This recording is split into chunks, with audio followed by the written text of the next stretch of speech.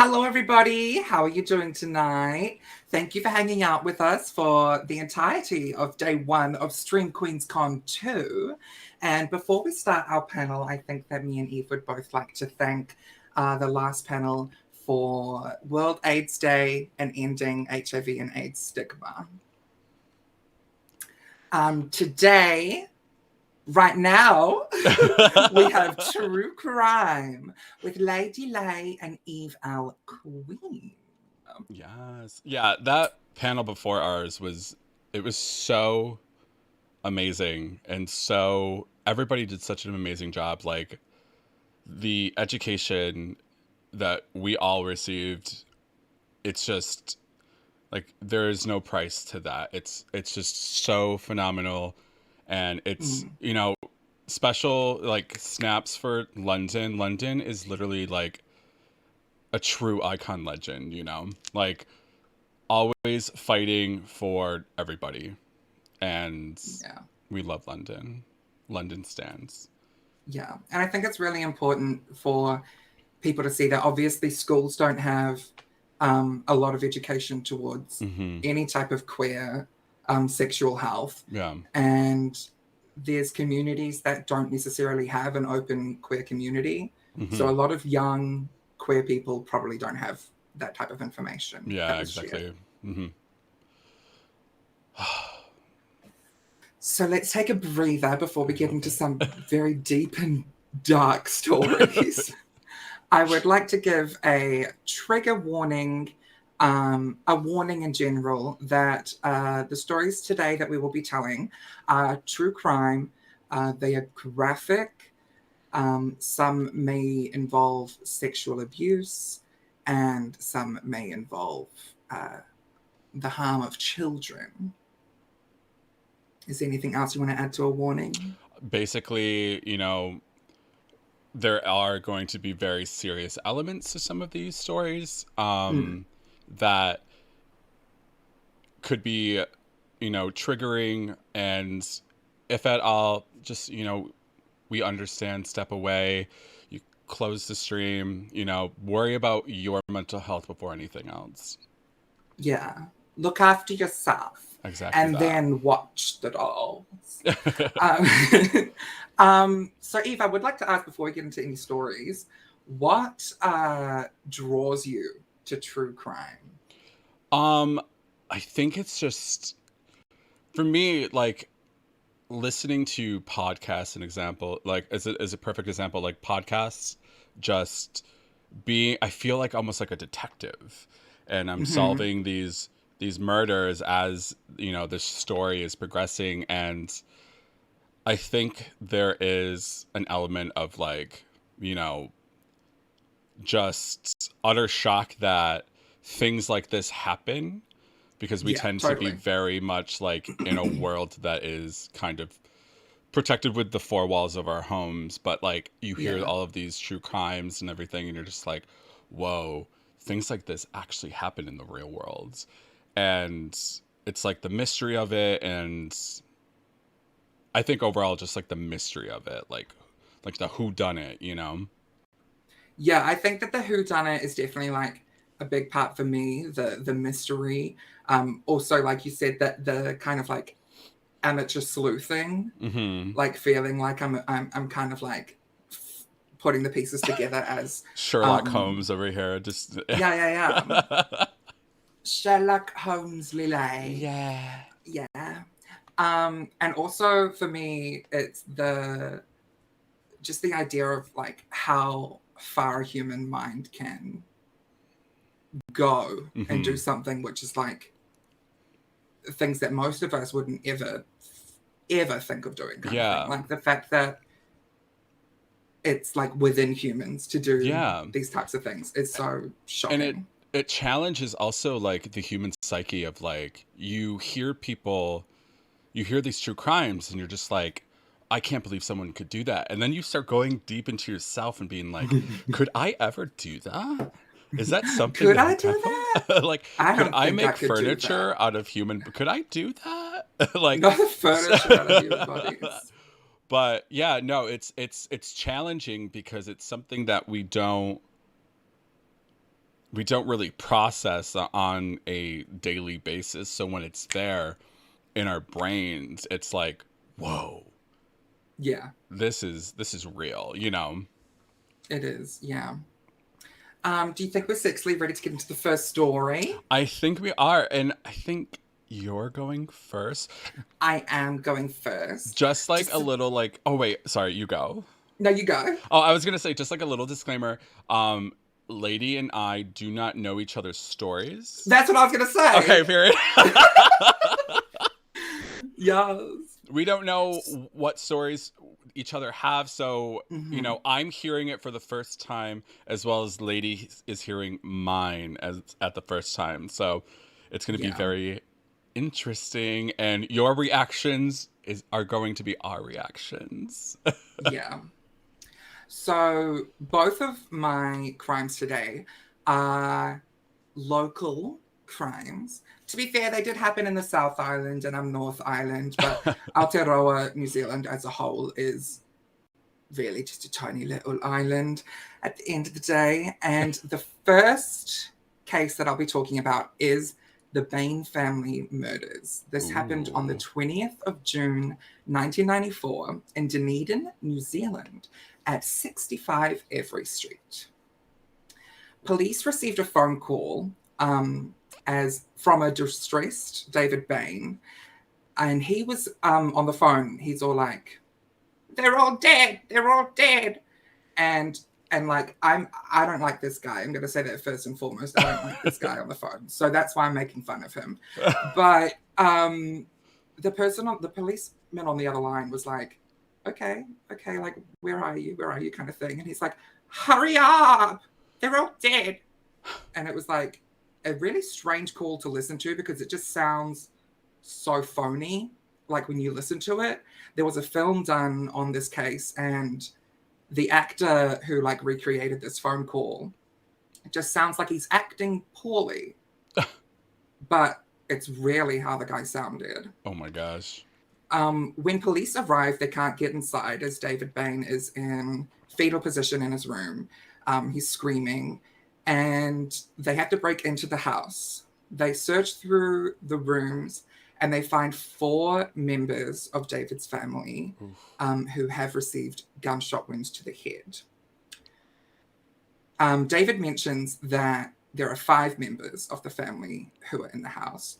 And so they keep looking again, and then they do find the last victim, the youngest brother. Five members of the Bain family were murdered. Robin and Is Margaret. Oh, you David go. there? David's there crying in his room, Okay. and he called the police, like, "They're all dead." And then the police came and saw in separate rooms the family was all shot. See, okay. You can probably see where this is going. Yeah, that's the thing is I'm just like come on. Like Yeah, you're going to be wait for it. like Wait, he's literally like that. They say, "Oh, wait, there's worse. There's oh there's more of a gosh. show Oh that my he god, oh my puts god, oh my on. He god. puts on a huge show." Um, so Robin and Margaret Bain were the parents, and three of their children, Arawa, Laniet, and Stephen, were also found dead. An officer was left with David when the other officers went to look for the bodies. And when David was with this officer, he began convulsing.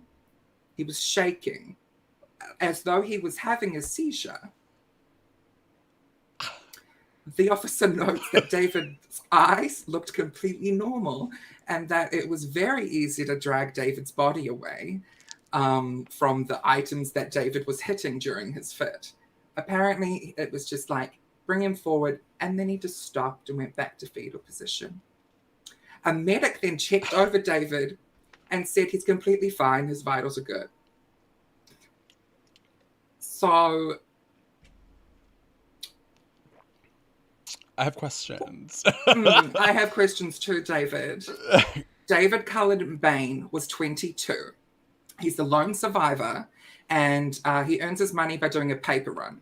He was on a paper run that morning before the murders, returned home, and found them all dead. He was currently studying music and classics at the University of Otago, and he was known to be a very talented performer and singer. And he had a few theatre friends. It is said that he began having these fits and seizures at like during theatre rehearsals. And there is one person who comes forward to say, "You've never done this before, stop it." And then he stops. So it's like, David, sweetie, like, It sounds like a child, like having yeah, like a at fit, 22. and then you just Um, like stop. Let's stop. Like, let's don't throw a fit in the store, and then they stop. That's like, it's it feels very much like that. During these fits, he would sometimes scream about black hands, they're coming for me. Black hands are coming for me. Um, flames on the and side it of was my like, face. and people were like, "What do you mean? Like, what is going on, Tifa?" In the couple of weeks following his family's death, he spent this with his aunt and uncle, and his aunt mentions that when David had these fits, he was saying, "They're taking them away, they're taking them away, the black hands." And he made some comments that made it seem like he knew that the family was dying. And then, like, completely left field, allegedly, he told a girl he liked about his sexual fantasies and that he had a rape fantasy. Okay. The reason I mention this is because of something that comes up later, and they may help both cases together. You'll see, you'll see. Oh my Robin gosh. Bain was said to be the only other suspect. So David Cullen Bain, the lone survivor, and the father, Robin Bain, 58, was said to be the only two people who could have possibly done this murder. Robin was a primary school teacher in a less fortunate area about an hour away from the family's home. Half of the week he would spend in a caravan at the family's home because the wife had like pushed him out, Mm-hmm. and half of the week he would spend close to his school in a school home. So the dad was not a part of that household. He was like, He was a part of the household, but so the way that he was found lying down with a gunshot wound to his head, mm-hmm. a rifle, mind you, a gun about this big, Yeah. and there was potential that he used it to shoot himself. And there was a magazine beside his body that was sitting upright, which is, if you shoot yourself and then fall, and there's a magazine perfectly sitting upright beside you, don't you think that's a bit I suspicious? think somebody really set this scene. Really I, set this scene. I think so, personally, yeah. By the way, this case is like New Zealand's most like renowned crime case. Oh Like it gosh. was all over TV, it was all over the papers. Like everyone was talking about it, and everyone's like, "Is David Bain innocent or not?" And I think people like grew to love David. Oh, Um, what does Bailey say? Get get better better idols. idols. Yeah. Yeah. Um, Robin Bain, the father, seemed like a really innovative teacher, though. He um, was teaching these kids who were known to be like in a I guess a less fortunate area, but he had just come from teaching in Papua New Guinea. The family hmm spent 10 years in Papua New Guinea, um, and when he came back to New Zealand, he was teaching at this school, and he brought three computers in, which like at the time, like like early 90s, like I guess like teachers weren't yet giving a lot of computer access to the children. hmm And he taught 5-year-olds how to write their name on a computer keyboard. And Okay. I just think that's really like, I mean, firstly, to me, that shows that he is just an innovative and I guess like a kind person. Like all of the people that worked with him said that he was kind to the children. But that's the And thing though too, is like you'll get those stories where it's like, "Oh wow, that person was so kind and loving, and then they murdered their entire family. You know, But then why is there the son who's but who why is there the son? who They're could very dead. They're much dead. um well, actually there is also something weird about the father that we'll get into when we talk about one of the daughters. Okay. um the father did have the closest relationship with Laniette. And it seemed like he was trying to rekindle the marriage between him and Margaret. So now we talk about Margaret, who was 50. The family had just spent 10 years in Papua New Guinea and arriving back in New Zealand in 98, about 6 years before the murder. Mm-hmm. Margaret was a devout Christian, but in Papua New Guinea, she began to embrace local beliefs in spirits, traditional healing practices, previous lives, channeling, and dream analysis. Okay. She believed that an evil spirit named Belial was infecting the family. Belial is a term from the Hebrew Bible, which essentially means Satan. Margaret would write in her diary everyone's name in order of how much influence Belial had over them. Is this How the much? same as what's that movie? Insidious? Oh, I don't know. I don't remember the What story was of that Insidious. monster's name? Maybe he was I think it Belial. was Belial. Mm, I wonder if it was this story was influenced at all, or the movie was influenced maybe. by this story, by this crime. I'll have to sexually check Yeah, that. we got to check that out. Okay, continue. Sorry. No, that's okay. On the lists, Robin, the husband, would always be at the top, saying that he's the most infected with Belial. Oh, And, oh, sorry, Robin would always be on the bottom, saying he's most infected. David would always be on top. David, the lone survivor. Um, she believed that Bel was who made her sick. And when she got ill, she would pee in a cup and then she would hoik up some mucus into the cup, stir it up together, and then swallow it. okay. Hold on. Just repeat that for me, please. She would pee in a cup. She would pee in a cup. That's urine in the cup. And then she would hoik up mucus, like Mucus. spit into the cup, stir it together, Stir. and then drink it. That sounds like a great cocktail. It was her natural remedy, Do you think you we could know. put like a little bit of Red Bull in there and just I cure mean, ourselves of Belial? yeah, exactly. It was to cure of Belial because Belial was making her sick. I just have no idea how someone like this how anyone could like get to that state of mind, though. Yeah. Like to think that was a normal thing to do.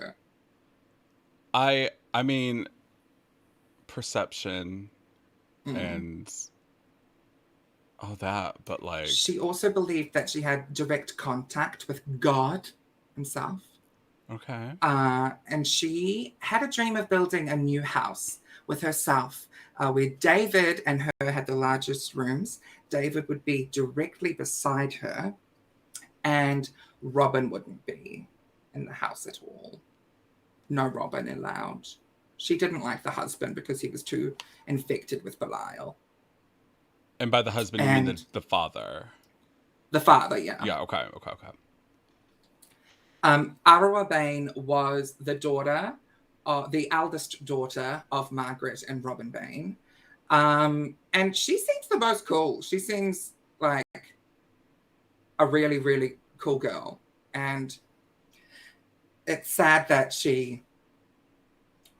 obviously it's sad that all of this family were found in the state they were in. It said that she thrived at Bayfield High School, unlike Lania and David, her younger sister and older brother. She said a lot that she felt controlled by David. David would always insist that he be involved in her social life. David being the lone survivor son. This is already like a roller coaster ride. It's such a roller coaster I'm ride. like, where's the Lifetime movie of this? Because I want to watch this. There is a TV show. Yeah, There's a TV show. there's a TV show. Yeah, It's on the telly like you on the telly. it was on the telly like me on the telly. Okay. Actually, it's funny. The second story I'm talking about, I auditioned for the TV film. Oh, That was based on the that. second story. I I love didn't that. get it though. I'm an unlucky crying artist. A friend mentions that she was scared of David owning a rifle. Yeah. So, you know, props to her. I would be scared if anyone in my family owned a rifle. It's also stated by her friends that there was a lot of fighting at the house. She wanted to get a flat away from her family. But she was nervous that because Laniette had moved out, we're talking about Laniette next. She was nervous of leaving her mum just with the two boys. Like she felt like she would be breaking the gel. She would be like ruining something. Okay. Now, one of Arawa's friends had a boyfriend who said David had mentioned that he would be able to rape a jogger while on his paper run. Oh, gosh. Now, this story coincides with what I said earlier about someone saying that he had wanted to do something like that. And he told this, a boyfriend of Arawa's friend, that he would be able to manipulate his paper run so that people saw him at certain times when he was delivering papers, and that it would be his alibi, as he would be able to deliver the papers in a way that could make it look as if he was on his paper run during that time period. And he's telling this to Era's boyfriend. Arawa's friend's boyfriend. Friend's boyfriend. Yeah. Okay. A friend of a friend. A friend of a friend that probably just meeting, and this is like the topic that you're discussing. I believe this came out during the trial, probably. Oh my gosh. I'm assuming it wouldn't have been natural conversation when this came out. Oh my god. I thought it was like they were having natural conversation. Just being like, it may have. You know? I mean, if she's like, I'm so scared of him and he has a gun, he'd be like, I'm scared of him. yeah. Of this. Like, there may have been a natural conversation. David does mention that this is false. He says it's a cruel attempt to hurt him. Poor David. We're going to talk about Laniette Bain now, 18. At 17, Laniette was fed up with the family household. She decided to move out. And Robin Bain, the father, would be paying her rent. So when she moved out, Robin was able to pay her rent for her. She said she was unable to receive welfare. And so, because both parents wouldn't sign a welfare document. And so she became a sex worker because of this. Okay. She told another sex worker who did doubles with her, like they did like the 2-on-1 special. She told her that her father sexually abused her, starting back when they lived in Papua New Guinea. Oh god. She would cry whenever near the school in front of this friend. She would cry and she would mention how much she was scared of him. She also mentioned to her that she had a white baby back in Papua New Guinea and showed her a photo of a white baby. Other witness accounts mentioned that they had been told by Laniette that she was raped in Papua New Guinea and had a black baby. She told a dairy owner that she was pregnant back in Papua New Guinea, but had an abortion, and that she was currently having an affair with her father. So here are 3 stories from her that make it sound like there's definitely trauma there somewhere. Yeah, it sounds like there is definitely like trauma that maybe she's like afraid to like come forward truly, and say I think something. so. So she's hiding behind these stories to like kind of be like, "Hey, I'm in trouble," but not say, "Hey, I'm in What is trouble," what? because of fear. I think so. And it's quite sad because it was made out that she was like a big fibber, but like looking into it, like if someone fibs that much, I would think that there has to be something at the root of it. Yeah, exactly. Because a lot of the times, you know, with especially like parents and all that stuff and adults, you know, and being a child, you see your guardian, your parent or guardian as like this higher being almost, Yeah, and our parents instill this like you're my property value instead of being like, oh, you're a human being. So it's definitely like, you know, the fear of probably repercussions, I think and so. like more can happen from that. But like also my life is hell and I need help, you Yeah. know. I think that like the friend did find it weird because she ended up moving in with her father, and like the friend was shocked by this because of how much she said she was trying to get away from her father more. Yeah. And like it's just really unsure to tell what actually happened. Mm-hmm. And the fact that she had potentially random photos of babies to show people, it just seems bizarre. Yeah. It seems like her sex work wasn't stable. It seemed like she wanted to get out of it, but she had found a relationship with a pimp who was very controlling of her. He used to say if she wouldn't do things for him, then he would tell her family what work she was doing. Um, and that's where she decides to go live with the father and says, like, you can tell what you want. Like, I'm out. Oh gosh. Um, And then the last victim, Stephen Bain, was only 14. Not much is said of him. He was, a child. Yeah.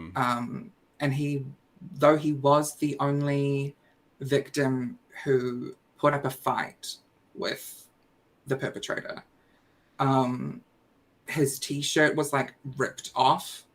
He had like bruise marks. It looked like there was a mess in his room. Mm-hmm. Like he had really, like, potentially nearly stopped this. Yeah. Um, and I find that horrifying and really sad. I will now mention uh, the case specific, the defense. What's the opposite of the defense case? Prosecution. The prosecution cases list of like reasons why David committed these murders. So they don't. So the prosecution is like, this is David is the murderer, whereas the Yeah. defense is defending and saying no, the father did this. Yes. Okay. The defense is saying, no, the father did this. The gun was found beside him. And the prosecutor is saying, it's David's gun. No one else knew where the key was to the trigger. David did this. He's the only one left alive. All right, come on. Court date. Let's go. Okay. So the rifle and ammunition were David's. That's what I just said here. The key and the trigger lock was in an unusual place. David's bloodied fingerprints were found on the murder weapon. David's blood-stained gloves were found in Stephen's room, Stephen being the victim who put up a fight. David had fresh injuries to his forehead and knee. There was no explanation for them. The nature of them made it look like he was the person who fought with Stephen. His glasses, David's glasses, which had a missing lens, and these fit David's prescription as well. So a lot of people thought that it was potentially planted evidence, but the glasses fit the prescription. It would have been really difficult to get that like sorted out and put in on time. They were found on a chair near where his room was, and the left side of the frame was damaged, with the missing lens found in Stephen's room. Oh my god. So all Stephen evidence being, is literally like it's like dead set pointing to David. Bloodstained clothing, including a green jersey with fibers matching those found under Stephen's fingernails, was washed by David. And his sweatshirt with blood on the shoulder had been sponged by someone. David's sweatshirt that had blood on the shoulder had been sponged. Blood found on the top of the washing machine powder container, porcelain basin, and various light switches. I believe, according to time of when that blood was clearly on the items, it said that it had to have come from David. was it David's blood or was it somebody else's blood? This is just from the court case. It just says blood. It's just blood. I'm so sorry.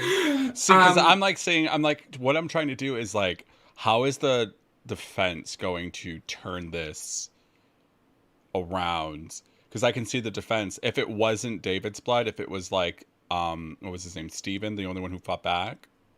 mhm. If it was his blood, they could be like, oh well, he did fight back, and he probably ran down the stairs or something to, do something, whatever, So it was like, Mm. I'm wondering how like the defense is going to like spin this. The weird thing is that, like, the defense case, like, really doesn't have a lot. The defense Well, case mostly bases their case on what Laniette said about her father and believing what Laniette said about her father, and that Laniette could have exposed that she was having an affair with him or that he was abusing her, and that he didn't want that to happen, so he did this. That's the defense's case. To this day, that's the defense's case, but wait for it. oh God. Um, Droplets of blood were found on David's socks, as well as blood which had caused. There was a luminol thing, I believe, like you shine a light and it Oh, the lights black up, light or thing. Yeah. it goes black. Yeah, you shine a light on it and it goes black. My wig got his fat slip back. The wig is like, I'm done with this story. I'm done with this story. I know who done it. Yeah, and sock prints from those socks, which were David's socks, were found in other parts of the house that he said he hadn't entered. He said, like, that it comes up later, I think. Let me try and stay on track. I'm like wanting to tell you things. Okay. The computer had been switched on at 6:44 a.m. The jury would conclude on all evidence that this was just after David had returned from the paper room. So it seems like David says that at 6:40 he was 200 meters away from the house. And that's like his last. He says that he knows that because he checked his watch when he was 200 meters away from the house. Oh my God. Like, when it comes to like, okay, David, like, all evidence is pointing to David, all this stuff, like, it always shocks me how, like, when you're gonna cover up a crime, how in depth they go with that, which it's like, this is going to bite you in the ass because you're like, oh, I did this, I checked my watch here, I did this, like all of these things are going to come back to you, and you have to like, just don't lie. Just be like, yeah, I did it. It was me. Yeah. It's so bizarre. David said that he lost some memory. He blacked out. He had one of his fits. During court? No, this is like when he came home. And he says that could explain some of the things that he couldn't explain. He's like, I don't know how that's there, I don't remember. Which could, in theory, make sense, like if there's a lot of trauma. Yeah. But he denied things that like very clearly had happened. and so they just couldn't trust him. Um, David mentions at first that he only saw his mother and his father before making the phone call. And you'll remember when he makes the phone call, they're all dead. They're all dead. So how does he know they're all dead if he's seen two people? David also then later on says, oh, I forgot because of my fit, but now I remember that when I walked past Laniette's room, I heard her making gurgling noises. It's proven that the gurgling noises would have been from the first gunshot Laniette had received, which wasn't a fatal gunshot, and she was gurgling on her blood. The second two gunshots were fatal shots. So if he heard her gurgling, he was the person who committed those fatal shots. He said that he made other comments like his mother's eyes were open, and he made comments to his aunt, they're dying everywhere. And they knew, as though like he did this potentially in a trance, in one of his fits he was having. The expert pathologist says it was unlikely that Robin shot himself because of the angle of the gunshot wound. No one else's blood was found on him.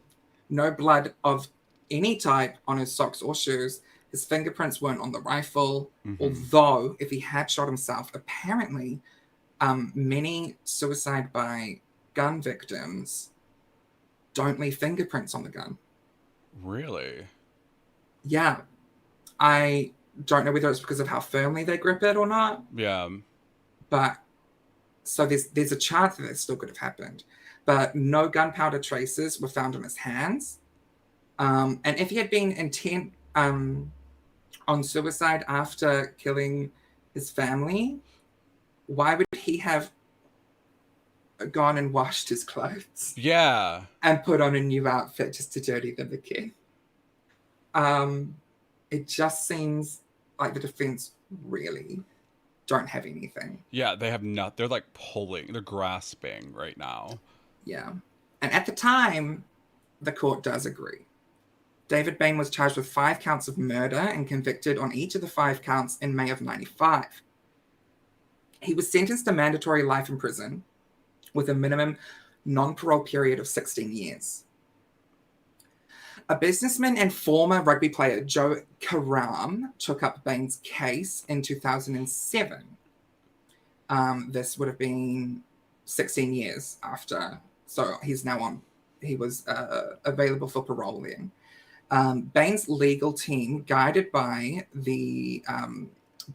Joe Karam, successfully appealed to the Privy Council, which declared that there had been a substantial miscarriage of justice. For David? For David, yeah. And what was it? What was the mishandle of justice? It seems like fuck all, honestly. I struggled to find where they like managed to make this declaration. I think that because it was a public case and because it was so severe, I think there was something to do with like how police needed it shut up quickly. Police were potentially working with with David, who potentially wasn't capable to defend himself in the state he was in. Okay. And it mostly seems like that kind of stuff. David Bain was then released on bail in 2007. And in the retrial in 2009, supporters turned up, like lots of supporters, because this was such a public case. And people were like, David Bain is innocent. He says he didn't do it. There were these sweatshirts that David Bain wore to the original court hearing. And they were like very 90s sweatshirts. And like many fans, I guess you could say, or many supporters came to the retrial wearing these 90s sweatshirts. And it seems like because of all of the support and because of the time that he had spent in prison and because of the cops being a bit sloppy with how quickly they how slow they were actually on taking evidence, and like many people had walked through the house like before they were managed to get evidence and stuff. And because of this, the retrial in June of 2009 ends with his acquittal on all charges. David Bain is currently living in Christchurch with his wife and kid. And it, to me, I'm like, but there's no evidence to the contrary. Like, I have listened to podcast after podcast. I've read your court trial. Mama, there's no evidence to the contrary. Like, How? you did this. Bain I'm just then, like shocked. so am I. Bain lodged an application for compensation for wrongful imprisonment. An overseas judge was chosen to tackle this because of the very public nature of it. And the overseas judge declared that on the balance of probabilities, everything was on the balance of probabilities. Like, it was all, well, you know, but David may not have done it. It was never David didn't do it. It was he may not have. But then who did it? Like, who did it? Then it would have been the father who was dead and couldn't say anything. The overseas judge says on the balance of probabilities he's innocent and should be paid compensation. The new justice minister here at the time was actually someone who, in the recent election, Judith Collins, she went against Jacinda Ardern in the recent election. And she is scum. But it seems like for once in her life, she did what I would have done. And she said he's not getting compensation. Yeah, 100%. Which is surprising considering, you know, she's an absolute mess of a human being. But I guess also, and I think even that, like, that also makes me question whether I'm correct about David Bain. Like, oh, wait, no, she thinks he did it, but I hate her. Did he do it?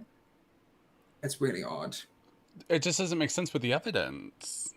It doesn't make sense with the evidence. Like, the claim in 2015 was discontinued. David Bain could still not prove his innocence on the balance of probabilities. On the balance of probabilities was what they kept saying.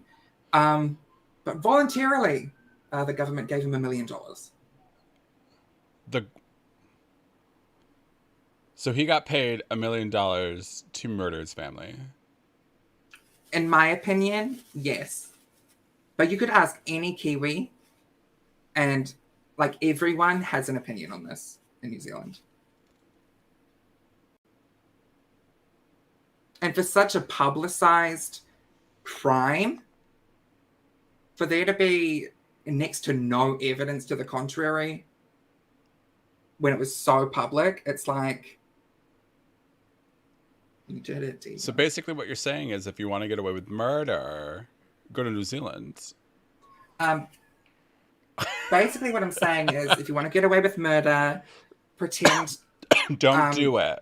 Pretend to have a seizure and pretend that you're seeing things.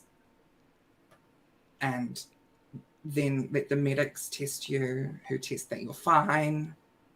But tell them that black hands, they're coming for me. Flames on the side of my face. They're burning. And that's the story of the Bain family murders. I can't believe that. I hope I told it sexily. Was that good? Yeah, of course. Nice. You're a great storyteller. I'm just shocked that, like, even to this day, like, evidence, like, this is where it comes to, like, our system, our judicial system, and all of that is so, like,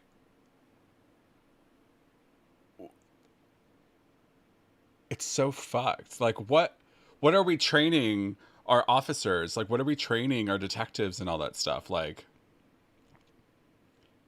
for them to be like, oh, okay, so there's a crime scene. Let's take all the time that we can Yeah. to collect evidence.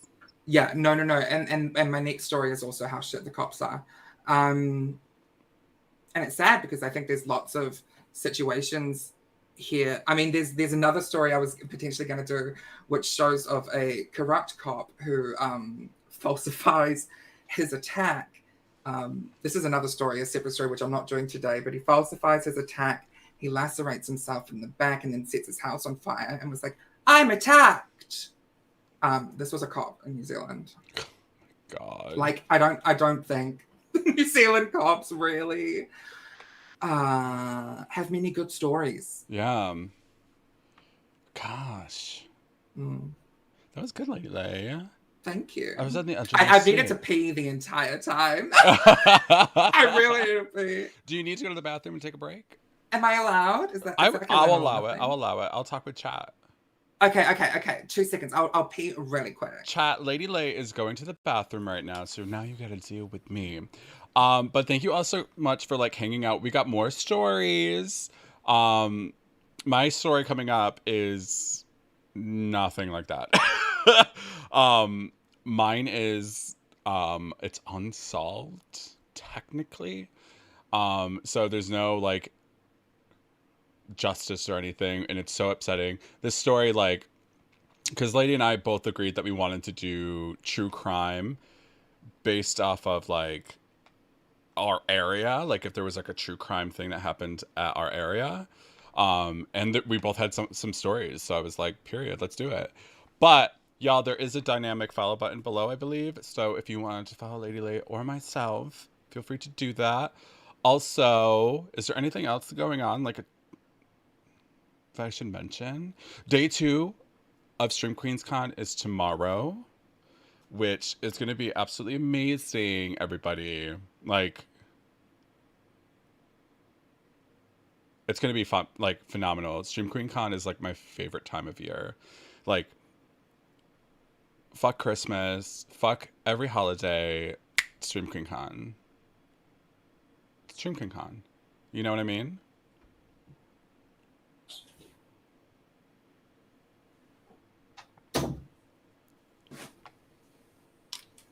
Y'all, she's back. Successfully return. She's back. Don't say anything. Don't say anything. Hey, lady. Oh my god, what were you saying? What were you saying? Oh, nothing. We're just having a little chat.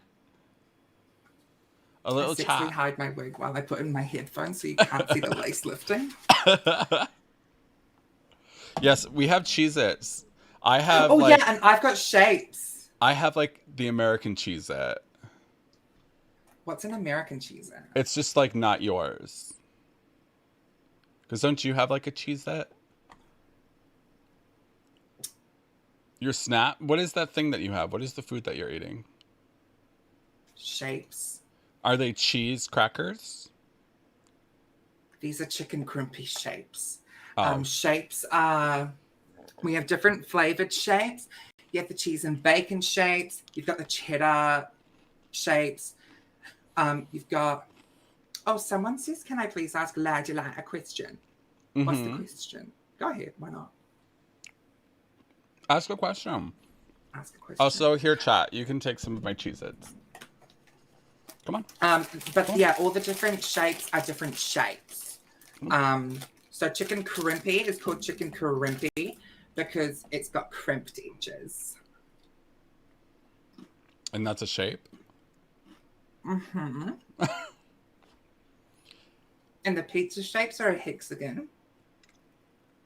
And the cheese and bacon shapes are a rectangle. Period. Oh, in drag, she, they, and out of drag, he, they. I didn't put pronouns up. That's my bad. I didn't set the scene for pronouns. And mine are she, they. We probably should have said something about that. We said it now. We said it now. Should I tell my story now? I think so. I'm ready. Yeah? Okay, so I was telling chat that mine is not like there's like no sort of well, there kind of is. I don't know. I'll just get into it. I'll just get into it. No justice, did you say? Yeah, it's kind of unsolved. Well, in my opinion, so is the one I just did. Yeah, seriously. They're like, we don't know, so we're going to set him free. What the fuck? We do know the evidence is there. Yeah. But I am going to be talking about this is literally a local case. This was like the same area that I grew up in. Actually, was a town over, um, and it like it had such a big impact on like our entire community. Um, but I'm going to be talking about the disappearance of Sarah Ann Wood, Uh-huh. which we're going all the way back to 1993. So Sarah Ann Wood vanished while riding her bike home from Bible school. Um, The church did it. the church. It was the church. So what happened was Sarah Ann Wood was at Bible study. She was 12 years old at the time. Um, she was last seen around. Oh wait, she was considered a sweet, outgoing, friendly girl. Mm-hmm. Um, her father was the pastor of the church. Oh. And like during the whole, I can't really say case, but when Sarah Ann went missing, everybody was pointing the finger at the father because the father was like the only one that had, last saw her, Yeah, do you Um, know if he was there at the church when she left? he was there. He was there at the church. So she was like, Mm-hmm. she brought her bike to church to go to Bible study with like her friends and her dad. Mm-hmm. So she's like, I'm gonna go ride my bike home. And the dad's like, yeah, yeah, go ahead. I'll see you when you get home. Mm-hmm. So she was riding her pink and white 10-speed mountain bike on her way home after um, after Bible study. Um, and at around, I think it was like 4:30, Uh-huh. the father called the police because they got concerned because she was not around. Like they're like, okay, I don't know what's going on. The father went out. The father and the mother went out to go look for her, and like Yeah. drew like drove around like the area. So they took the path that Sarah would have taken If she had ridden home if from. she would ridden home. Yeah. Um, Not long after her disappearance, authorities found her bike, a coloring book, and crayons hidden in an area of brush not far from her house. The place that she went missing is literally like, I think it was like 20 feet from her house. 20 Oh, feet. She was fuck off. just literally around the corner from her house, and that's where she disappeared. So after about the That's first, awful. yeah, it was so horrible. After the first 5 days, state police and forest rangers concluded that Sarah is not around the family house anymore. That she was abducted and taken away. Mm-hmm. In less than a week, the search expanded and became a national search. There's a show, America's Most Wanted. Yeah. I don't know if you have it over in New Zealand, but in the States, it's a show called America's Most Wanted. She was featured, her story was featured there. Her story was featured in 48 Hours. Um, and, everybody set up shop, and there was a little center where they had it around the church called Yeah. Rescue Sarah Center. Yeah. There were missing posters around town. And it's so strange. I remember being a kid, like maybe about like 11 years old. Yeah. And I would go with my mom or my family and drive past these houses where I used to live. And in everybody's window, and it was so haunting because like looking back at it now, there was sun damage, these were faded, missing posters, and it was Sarah's posters in people's windows. Like people never took them down, and the town was just like, riddled by this disappearance. It wasn't for a while until the police cleared the father and the mother as potential suspects. Oh, okay. So, all this stuff is going around, and this happened at around um, May 25th. Oh, I lied to you. I just read the wrong date. August 18th. So, August Hmm. 18th of 1993. Hmm. Um, so, fast forward to January 7th of 1994. So, we're Hmm. a little over a year. The police were getting leads, and one of the leads led to Lewis Lent, who was a janitor from North Adams, Massachusetts. He was arrested after trying to abduct a girl named Rebecca Savarese of Massachusetts at gunpoint. So he was definitely a child abductor. He was definitely a child abductor. Definitely, definitely, Okay. definitely. Like, he was caught, and I think they linked him to a couple. I'll get into it because it explains it in the Hmm. story Hmm. towards the end. Sorry. But no, no, no. He was definitely like, it wasn't his first one, basically. Hmm. So at that time when they took him in, they were questioning him about, what were you doing while you were trying to abduct this girl. Um, he confessed to another murder that also happened in Pittsfield. And then Oh. he also confessed to the murder of Sarah. Oh. Okay. So he had abducted and murdered two other children, and Rebecca was going to be his third victim, but luckily he was apprehended before that time. So, everybody's like, Did he make these claims to lessen his sentence? okay, so this is where it gets really just like absolutely fucked. Hmm. Um, all of these claims were made under, um, like while under Yeah. interrogation. Um, and I'll get into the story because they did offer him a lighter sentence. Uh huh. So, okay. Um, That's such a common thing, and then it's like, yeah, oh, it's like, hate it. it's like, oh, you've murdered these people. Well, and this one's still missing, Yeah. we'll give you whatever. So what happened was, they wanted to know where the bodies were. Hmm. Um,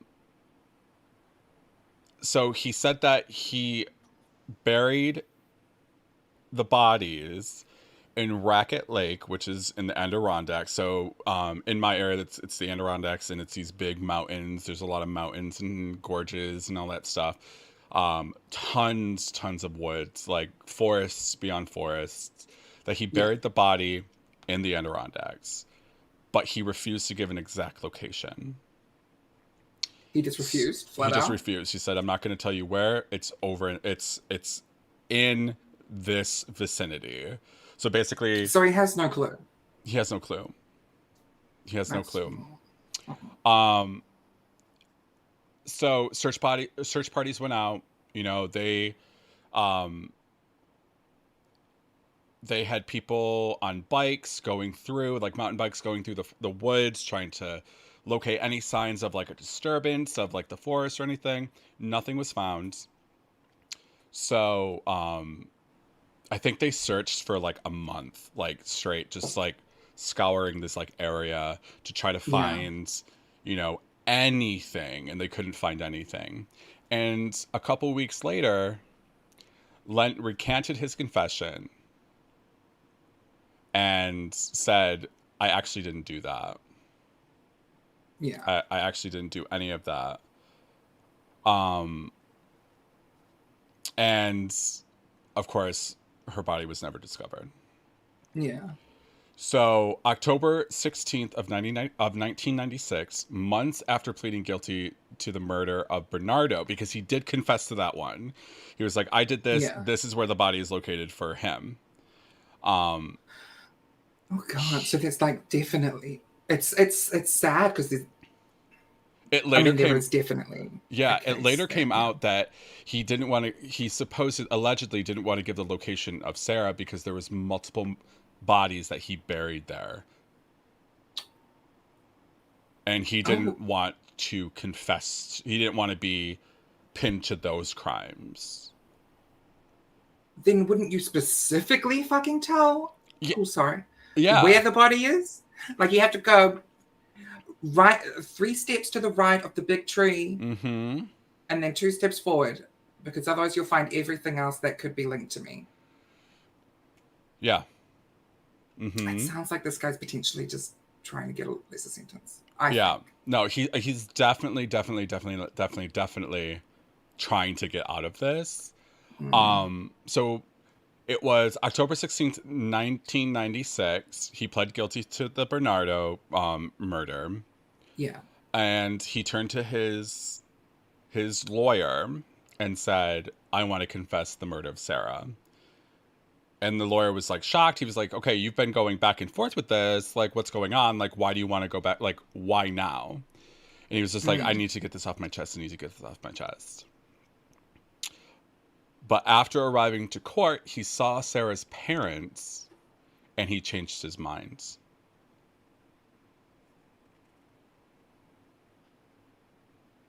And he said, "I don't want to confess this murder." See, in my head, that says he saw the parents and he didn't want to confess face to face and make them Mm-hmm. believe something that wasn't true. That's what I think. It's definitely like, But then he's also a bad person. So, like, would he have that kind of good thought in his head or not? mm-hmm. So,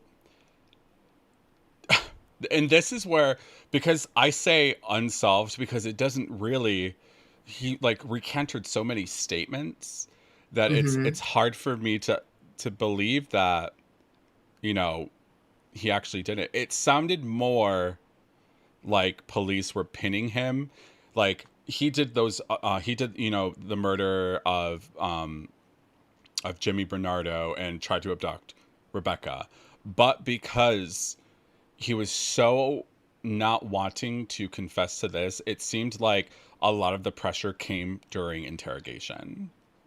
It does. It sounds like that to me. A lot of pressure coming out from that situation. So that's why I say it's kind of unsolved. Um, it was just like, oh, okay. But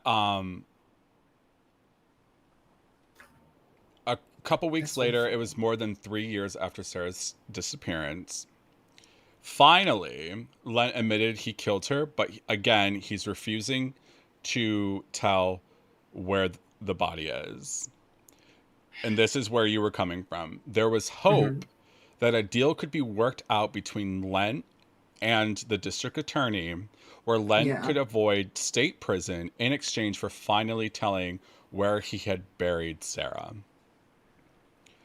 But no deal was ever struck, and Len is currently serving 2 life sentences in Massachusetts. So he was still convicted for the murder of Sarah.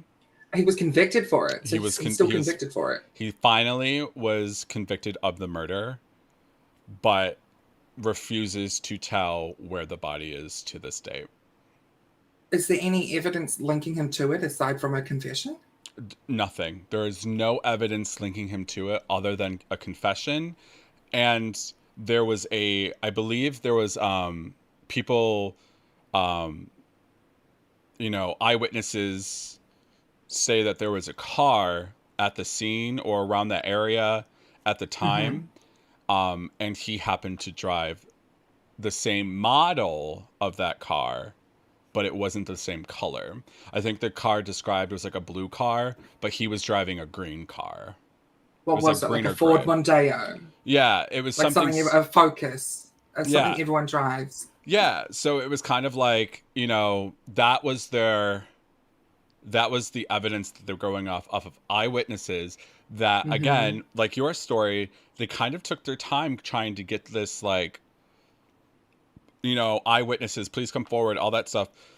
they were a little like lackluster about doing that because there was a lot of like what it seemed like from the story, ego coming into it, where they were like, no, we want to solve this, like we want to do it like this, we want to do it like that, instead of going by like protocol. It totally seems like that. It seems like they were. It's sad because it seems like they were excited Yeah. finding this person who was attacking a child. Mm-hmm. It seems like they were like, oh, that must be who did this. It seems like a small minded perspective from cops that are like, oh, well, there's not that many people who do Yeah. this kind of And thing. Like, he has to. yeah, and in the area too, like the area is a very tight knit community. So my Mm-hmm. assumption is that, there was pressure to find out who did this, and the pressure of the community, of the parents, the family, friends, everybody was a lot. So the police were like, "Oh, we need to find, a suspect, and we need to find them Mm. soon." Um, It's also sad though because closing the case means no work is done on the case again. yeah, and it's been And it about was, 25 years. It's been about 25 years now, and and like with the 3 years, I don't want to say 3 years isn't that long because I'm sure it would feel like long for the family. oh yeah, But cases don't always get solved in 3 years. yeah, it There's takes it cases that get so solved in a long long. time. Yeah, And having it closed in 3 years, I think that's a mistake. I'm yeah, sad. it's absolutely asinine. Where it's like, there wasn't enough oomph to try to get this case solved properly. They just Mm-hmm. wanted, they found somebody to put a face to this horrible situation, and they were like, okay, we got somebody. Boom, it's over. It's closed. I think my nipple almost came out. A booby. A boopy. But from that,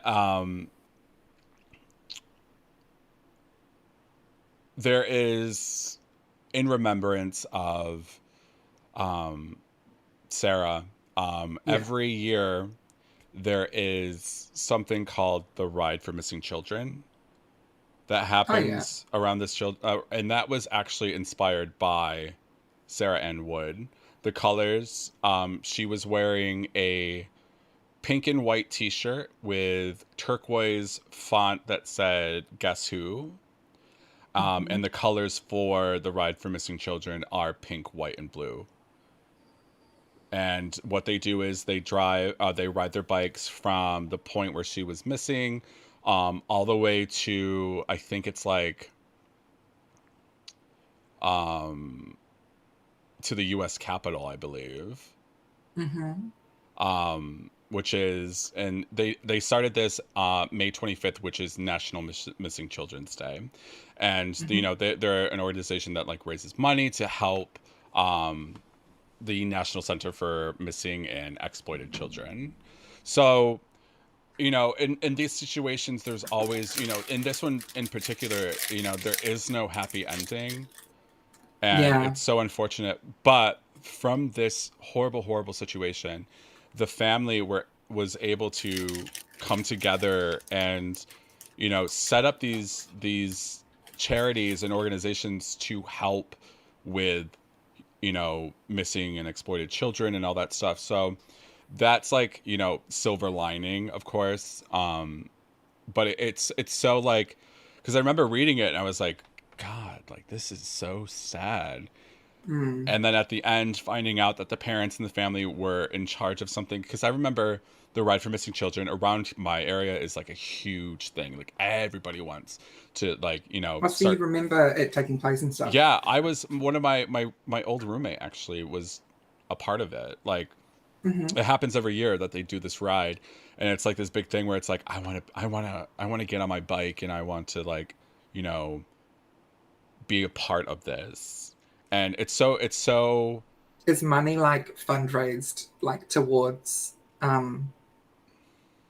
missing children searches kind of thing? yeah, yeah, and it's so remarkable to see the community coming together around something that affected not only the town but the entirety of like the state, the Yeah. nation, so it's definitely, a really, it's an unfortunate case, but so much came from it that, although, the parents are still grieving the loss of their child, and they will never be able to have that final, that like finality where it's like, you know we They received don't the get to know where she is. They grave, don't get all to that. bury her. Yeah, like it's still unanswered to them, but they were able to persevere through all of that to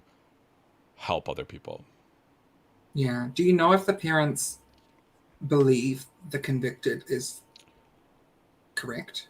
I I don't. I do know that community wise, like no one believes that it was him. Just Oh, based what the? off of Well, then what? Oh, just based on when they convicted him, they were like, we don't believe this. we don't think. We know what you're doing. We know what you're on to, Yeah. Carlos. Yeah. So it definitely was like, it was such a. I remember one time being a kid, and um, our mother forgot to pick us up from school, Hmm. and we decided to walk home from school, which at the time we thought was a good idea, but as an adult, I'm like, oh, like we This is in the lived, same town, right? yeah, yeah, Around the same time. around the same time. We Well, decided to walk home from school, and we're just like, bopping along, just going like it was my sister and yeah. my brother. We were just like vibing along. I guess three of you together is likely safer. Yeah, but my mom then pulled up to the school and we were not there. So we were just like walking along, and there are like a squad of police cars that just like came up around us, and they were like, "Is your mother there?" And we're like, "Yeah, that's our mom. What's going?" We're like little tiny kids, and we're so scared. But my mom was terrified because, the community, like I said, the community was convinced that the person was not Was not captured. found. Right, right, of course. So So they would have thought, it's still traumatizing to people. And, I remember for so long as a kid, nobody was playing outside. Like no one played yeah, it outside. would have been so sad as well, like being raised in that area because parents would have had such a fright. They would have been Mm-hmm. so unsure of how to raise a child in an area they believe is unsafe for their Yeah, child. Like exactly. And there were like, I that would have been remember, hard for the kid and the parents. Yeah. yeah, and the people, like, you can go by houses that kind of like were up for sale, and it was like this haunting image of an empty house, but those posters still remained in the window. And families moved from that area because they didn't see it safe. Yeah. So I I hope it gets reopened. yeah, I don't, honestly, I don't think that, I think the parents, from what it seemed like, the parents are kind of like, we are gonna close this chapter and this book. Um, so there's really nobody fighting to be like, this case needs to be open. Um, Yeah, that's sad. because after a while of, especially with the trial where Lent was constantly recanting, Yes, no, and maybe, I don't know. yeah, it was just defeating to them, like we Yeah. don't want to go through that again. We don't want to Yeah. go through another case, because with that you're taking away our daughter again. So Yeah. it's definitely it's not as like lifetime movie as yours, and I feel like I brought down the mood. No, no, no, no, no. But That's okay. that's like the realism when it comes I love to that my story was considered like. Imagine. Yeah, I mean, your story is definitely more somber. yeah. Um, definitely more somber than my next one as well. My next one's more of the Lifetime movie than the one before it. I just like, um, if we let's how about we do this? Let's take like a little break just to like yeah, break to re-energize. chat, Re-energize. If anybody re-energize. has any questions, we can take some questions. Yeah, we'd love questions. Also, exclamation point merch and exclamation point donate, I believe it is. Mm-hmm.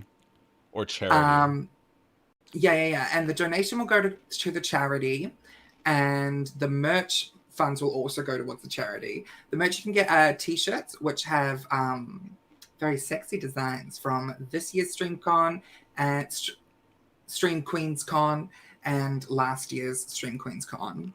And on the back of them, like on the band like merch shirts, the tour merch shirts, on the back of them they have the uh, events listed. The merch is amazing. I gotta put an order in for the merch. Yeah, I'm putting an order in. And when is the podcast? Something I would like to know. Mm-hmm. Eve, how have you been finding this? This is fun, and It's fun and cute, isn't it? I definitely like, we've talked about it. We are, true crime podcast lovers. One of that we connected on, or two of them that we connected on, was Bailey Sarian Bailey Sarian. and My Favorite Murder. Yeah. And we got a question. Watch any good true crime docs lately? I did actually. What did you watch? I watched Don't Fuck with Cats. Oh my god, I hate that Canadian stupid twink bitch. I cannot stand. I hate the Don't Fuck with Cats is it's on Netflix. You can watch it on Netflix. Like, forewarning, 100%. If you are going to watch this documentary, there is a lot of animal cruelty. Yeah. And if you are not ready for that, I didn't know going into it. And I was like, it is a true painful crime. one to watch, It was definitely a painful one. And I remember, like, I'm going to watch this. This is going to be great. I love true crime. And, like, after the first episode, I was like, I don't think I can watch this. Because it's so fucked up. And I ended up getting through it. And it was just horrible. But it's like that true crime where it's like the storytelling and all that stuff. And it just... documentaries especially, because you're getting a visual with them, and you're seeing people who are involved with the cases. You're seeing people who were firsthand trying to solve this case, So it was definitely a lot to handle, and the material was a lot, but it was really good. It was really, like, fucked up. Yeah. And again, like you said, I remember that one, like, as one of the most. I hate that Canadian twink bitch. Yeah, for real though. It's so. Oh gosh. Yeah. What about you? What was your most recent true crime documentary? I actually don't remember what my most recent true crime doc would have been.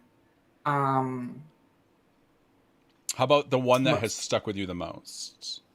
That one has stuck with me the most. Don't Fuck with Cats? Don't Fuck with Cats, absolutely. That has stuck with me the most. I think also I've been listening to lots of podcasts, and again, Bailey Sarian, who gives me weekly content. Yes, every Monday. Every Monday. Yeah, and her dark history is really good too. Yes. Mm-hmm. So good. I'm glad that she's doing something, because if y'all don't know who Bailey Sarian, she is a YouTuber who She does her makeup and she talks about true crimes, but she just integrated a new series called Dark Dark History, history. which is basically the history of the United States. I don't think they've gone abroad yet, or have No. they?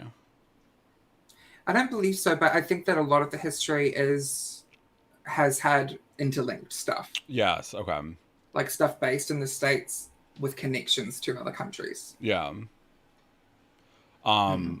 But it's very, very informative. It's very educational, and you get to know about the history without it being censored. Yeah, like it is in And school. It's yeah, so censored in school. oh, it's disgusting how censored it is. Hmm. I think that I learned, I've like 100% learned more about history from Bailey Syrian than I did in Yeah. school. Oh, Yeah, 100%. um, definitely. Yeah. I also think if people would like to see us do something similar to this, again, it has been something on mine and Eve's mind for quite a bit. You know, Yeah. we've watched lots of shit together. I distinctly remember Eve falling asleep while we were watching Benny Syrian together one time. Listen, if I get Um, comfortable, I can sleep anywhere. mhm. Like, I'll fall asleep Like, anywhere. let me just relax to this story of murder. um, but yeah, if people would like more to happen, I guess let us know. Um, like on our socials and on our streams, and uh, we'll definitely hear it, and we'll see what we can come up with potentially. Yeah, I definitely, we have, don't worry, y'all, we still have one more story each. So We do have one more story each. This we're is not just an taking ending. a breather from, because that's what happened. Like, I was talking to you about my favorite murder, Mm-hmm. where I was listening to it every day. Well, you fall asleep to it. That's your I was bedtime falling kind. asleep to it. Yeah, That's like your bed. Like, you go to bed and you're like, let me turn on yeah. I used to murder. have my favorite murder as my like fall asleep podcast, to the point that I've accidentally gone through there like 5 or 6 years of content already. Lady just sleeps Because it for would a be very on long like time. um like 2 days later, you're just like, what happened? I had a lot of dreams yeah, about murder. my flatmate at the time would like I had mentioned it like after like a few days of like falling asleep to it, and he's like, I really was scared, like you were up and listening to that stuff like so early in the morning. I was going to work and I was like, are you still awake listening to that? Like he's doing his teeth in the morning, and it's like the body was found at the. He's like, why are you up at 6 Body a.m. parts were distributed across the room, blood across the everywhere. room? Lady Yeah, Lei is just I was snoozing. I was out. out like a dove. Yeah. Um, but yeah, like we talk a lot about how I think one of us will message each other randomly throughout the week, be like, "When are we starting a podcast? When are we starting a podcast? Yeah. When are we starting a podcast?" So we've Mm. definitely been interested, and we just have to do it. I think Yeah. that's fair. I also think tonight's been really fun because it's kind of been like a workshop in the potential of that. Yeah. And Mm. also, too, we get to educate everybody and talk to y'all about true Mm-hmm. crime, one of our About favorite true crime. things. Because we are Lady Holmes, and who is Sherlock Holmes's partner? Um, Betty Davis. I Betty don't know. Davis. I don't, I don't know. Lady Holmes and Betty Davis. Okay, yeah. Lady and Eve Holmes. Lady and Eve. Eve L. Holmes. Eve L. Holmes, Lady Holmes. Not Eve L. Holmes. It's the scary Holmes. Sherlock Queen. Yeah. Oh, yeah, that Watson. works. Watson. Watson, that's the one. Everyone knows it's Watson. My goodness. But period. Okay, are you Eve ready L. for your story? I am ready for my second story. This is the story that had a film based on it, which I was sexually not cast in.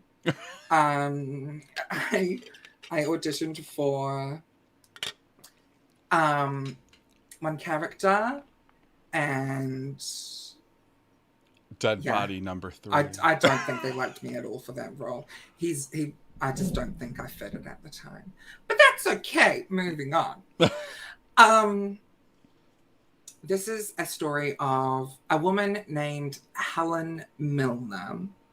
I won't mention what she's donned because it'll give away the story so quickly, but potentially how I'm talking about the story may also. So let's get into it. Helen's husband, Phil Nisbet, was found dead in his home in Holsway, Christchurch. It's another local case. Christchurch is also down in the South Island of New Zealand, Aotearoa. I think the South Island is the dangerous part of Aotearoa. Just come to the North Island. You'll be good. This was on the 4th of May, 2009. Helen Milner, Phil's wife, said she had received a text message from Phil which said that he couldn't take it anymore, and that he was going to be taking his own life. She found this in the presence of officers. Like, she had Sorry. called the cop. What's wrong?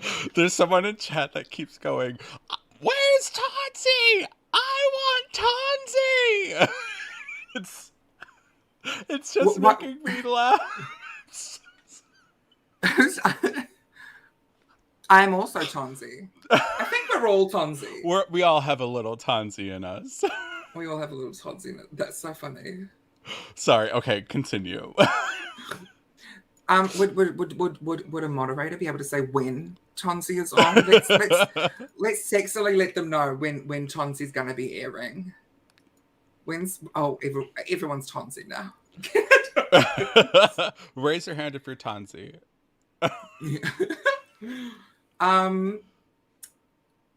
Yes, Helen Milner, Phil Nisbet's wife, said that she received a text message from Phil, which said that he couldn't take it anymore and he was taking his own life. She said she received this when the cops had arrived. So she had already found him dead in his bed, called the cops to come over. And she's like, "Oh, I just got this text message. It says that he's taking his own life." His body was found next to bottles of Phenergan, a drug that he was allergic to. And cops saw his body. They're like, "Oh, yeah, no, this diva, yeah, she got a message from him. Oh, yeah, this is a suicide." And that was a sealed case at the time. Helen Milner had been married before. Phil Nisbet was her second husband. I just thought I'd sexily throw that in there. I don't want to make more.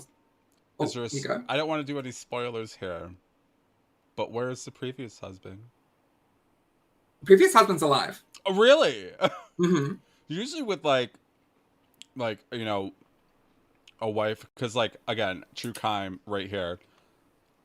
If like oh, my husband died. Ooh. My husband suspiciously died. So did my last one. Yeah, so did my and the one before him. In fact, actually, yeah.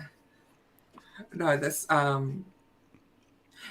mentioned that because they both have children who aren't each other's children. Okay. And this story is, I believe, I think it's a really powerful story of a woman named Leanne Cartier. She was Phil Nisbet's sister. She was living in Queensland, Australia. And when Helen called her to tell her that her brother was dead, she was shocked, like gobsmacked. She flew to Aotearoa, New Zealand for the funeral. She just said that things just didn't make sense. She didn't believe that he would commit suicide, which I understand, like, a lot of people don't know. But, like, it seems like this woman was clued up and they were close. Like, they were close. So I would think maybe there would have been a sign. Yeah. She Helen Milner then showed Leanne not the text message, but a typed out suicide note that she had found. And the typed out suicide note had his signature at the bottom. And Leanne's like, this is bullshit.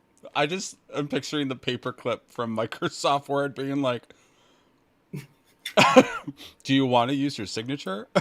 Do you We have your signature saved on file. Do you want to use it at the end of this? No. It was like typed out, printed, and then hand signed. Oh my God. Yeah. Leanne reached out to police. She's like, this woman is talking smack. But the cops were happy with the suicide story. They're like, no, we're good. They just didn't listen to her. Leanne mentions that she has no idea what to do. She's not a detective. She had to go full amateur sleuth to reveal that what she knew, which was that Helen Milner had something to do with her brother's death. Like, she was sure of it. She's like, something is just not adding up. I don't believe he would do that. There was a text message, now a typed out note with his signature on the end. A typed out note. It's just odd to her. And she's just not being listened to. Leanne knew that she had to gather physical evidence so that she would be able to be listened to, like she could be taken seriously.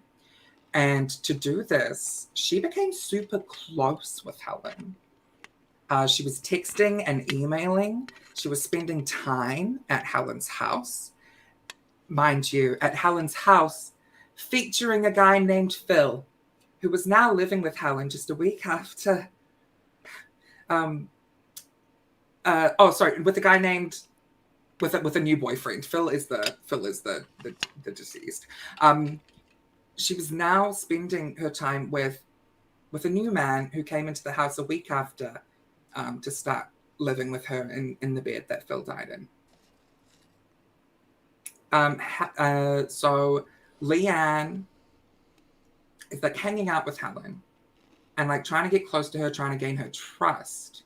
She is hoping that growing this relationship will make Helen open up, trust her, and like dig more lies, like dig a deeper hole of lies. And it does just that. One lie Helen said was that Ben, a son that Phil Nesbitt had from a previous marriage, wasn't Phil's biological son.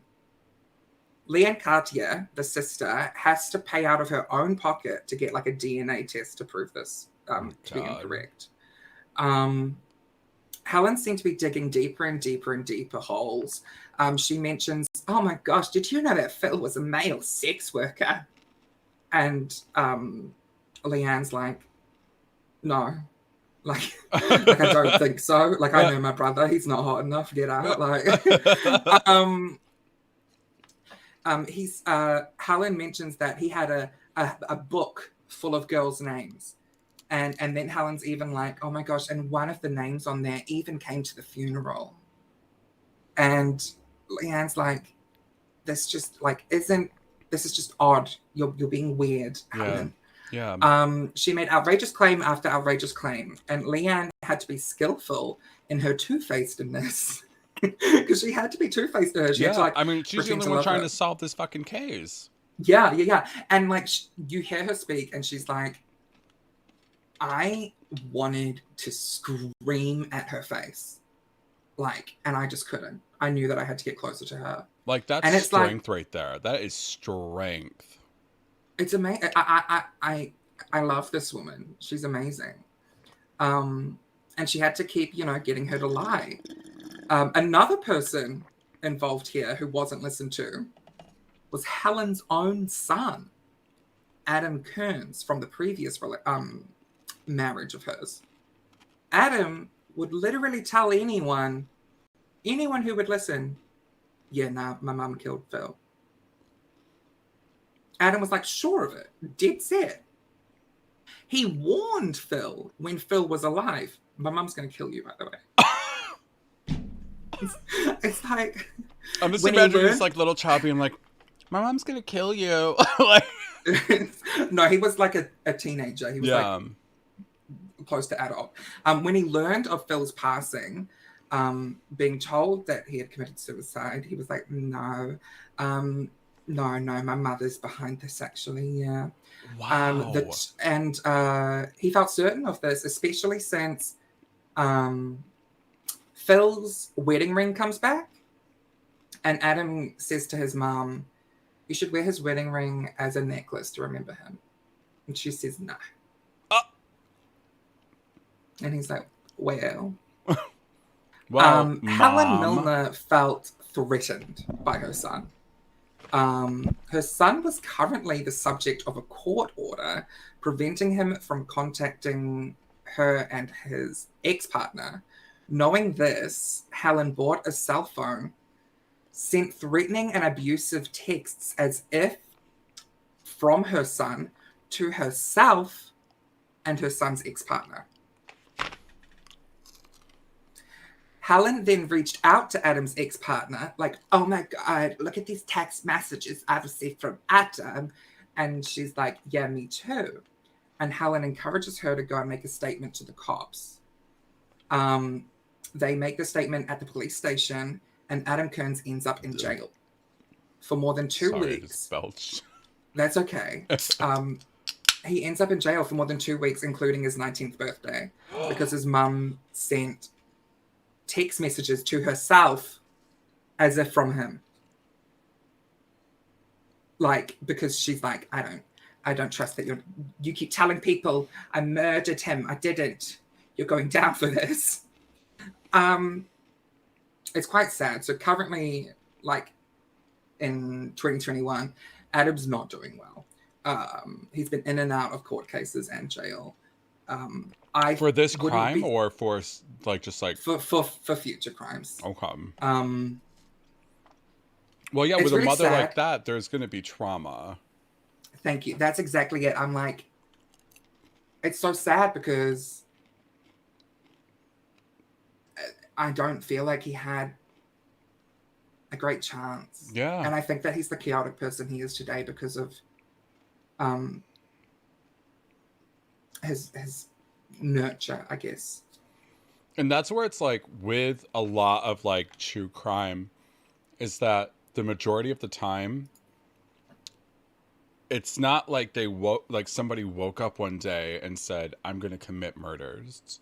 A lot of Yeah. the times it's something that happens at childhood or around childhood Yeah.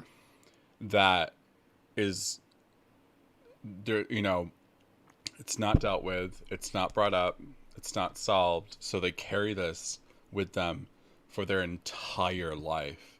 And then Yeah. finally it's like this moment of like, you know, kind of like no way out, where it's like I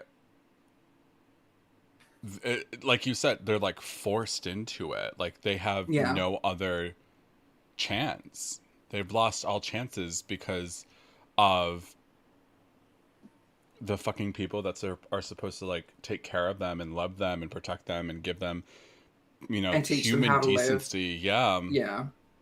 But, you know, we know something about trauma. Well, trauma. Trauma. Trauma. Yeah. No, it's really sad. He didn't become a murderer, but he did get into meth. Mm. Um, Meth is a huge issue in my country. I mean, people don't speak about it, but like the amount of people I know who have been affected by it, the like way that the queer scene here, like, it seems to be like every third person on the app is asking for puff. Oh. It's messy, and I just think that he could have been steered away from it if he had an actual fucking mother who didn't decide to send him to jail for his 19th birthday. Happy birthday. Happy How birthday. fucking... Yeah. Let's continue on to the fabulous woman that is Leanne Cartier. Yes. Leanne went to Helen's workplace to like speak to her co-workers, find out what they thought of her. They called her the Black Widow. Oh, God, here Due it to the fact is. that she would joke about murdering her husband. They're like, oh, watch out. Helen's going to poison us. Best not eat her morning muffins. And she would be like, do you know if Mitre sells rat poison and would it kill people?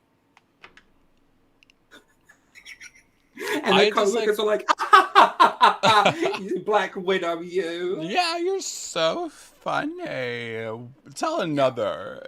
Tell another. I killed my husband. Like, what? Yeah. At what point does HR get involved? Well, HR probably, I mean, no, this is 2009. This should have had a fucking HR. Yeah.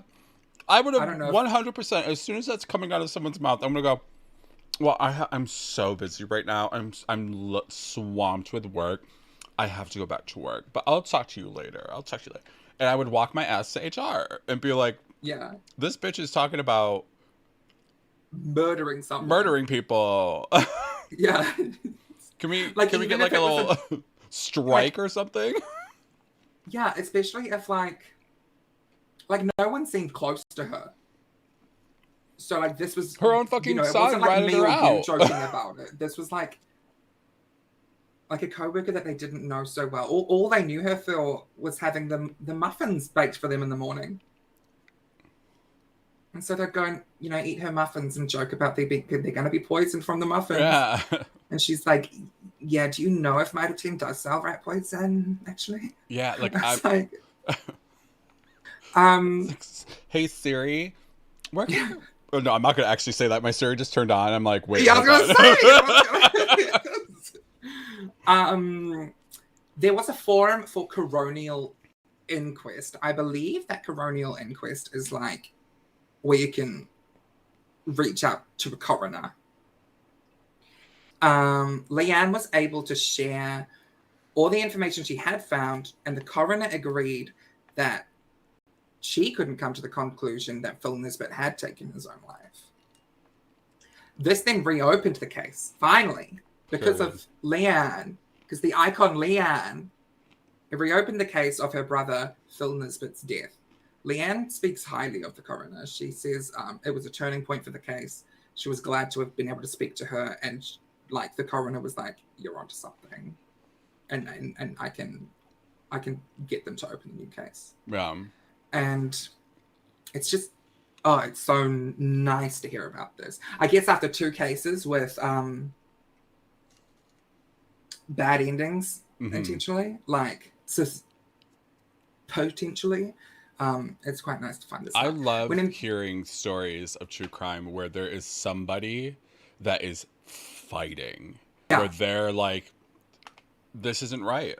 This isn't right. And they don't stop until people are listening to them. And that right there is just like, oh, it's so strong. It's so strong. It's so strong. And she was fighting, and her son was watching her and supporting her. Her son was late teens at the time. And he was like, yeah, you're onto something. Keep going. It's really lovely to hear. Yeah. I think it's just lovely. I mean, it's a horrible case, obviously. Yeah. There is someone dead. Horrible, but it's love. It tickles a part of my heart that there's someone who has that dedication to something they love. I would fight for you. Oh, thank you. I wouldn't rest. I wouldn't rest until justice was brought to you. Thank you. I am your murderer. No, it was rat emoji. It's rat emoji. It was rat emoji. It was Rachel. It was Rachel, the lesbian. It was Rachel all along. So investigators opened the case. Reopened the case, rather. And they're like, oh, there's a lot of holes here. Oh, we did nothing the first time, actually. We just thought it was done and dusted. It literally takes a few days for Helen to be arrested and charged with murder. A few fucking days when the case is reopened. They're like, wait a minute, we need to arrest you. It's like, and so then she's arrested and charged with murder in October 2011. With Helen now arrested, police start building a case for court. They wanted to find out where the Finnegan, the drug that killed Phil Nisbet, was bought. A large box of Finnegan was bought at a Christchurch mall by a woman under the name of Andrea Wilson. I believe I have this name. Do you know this? This sounds familiar. Okay. Andrea Wilson was a real person who had tried to poison her partner a few years earlier.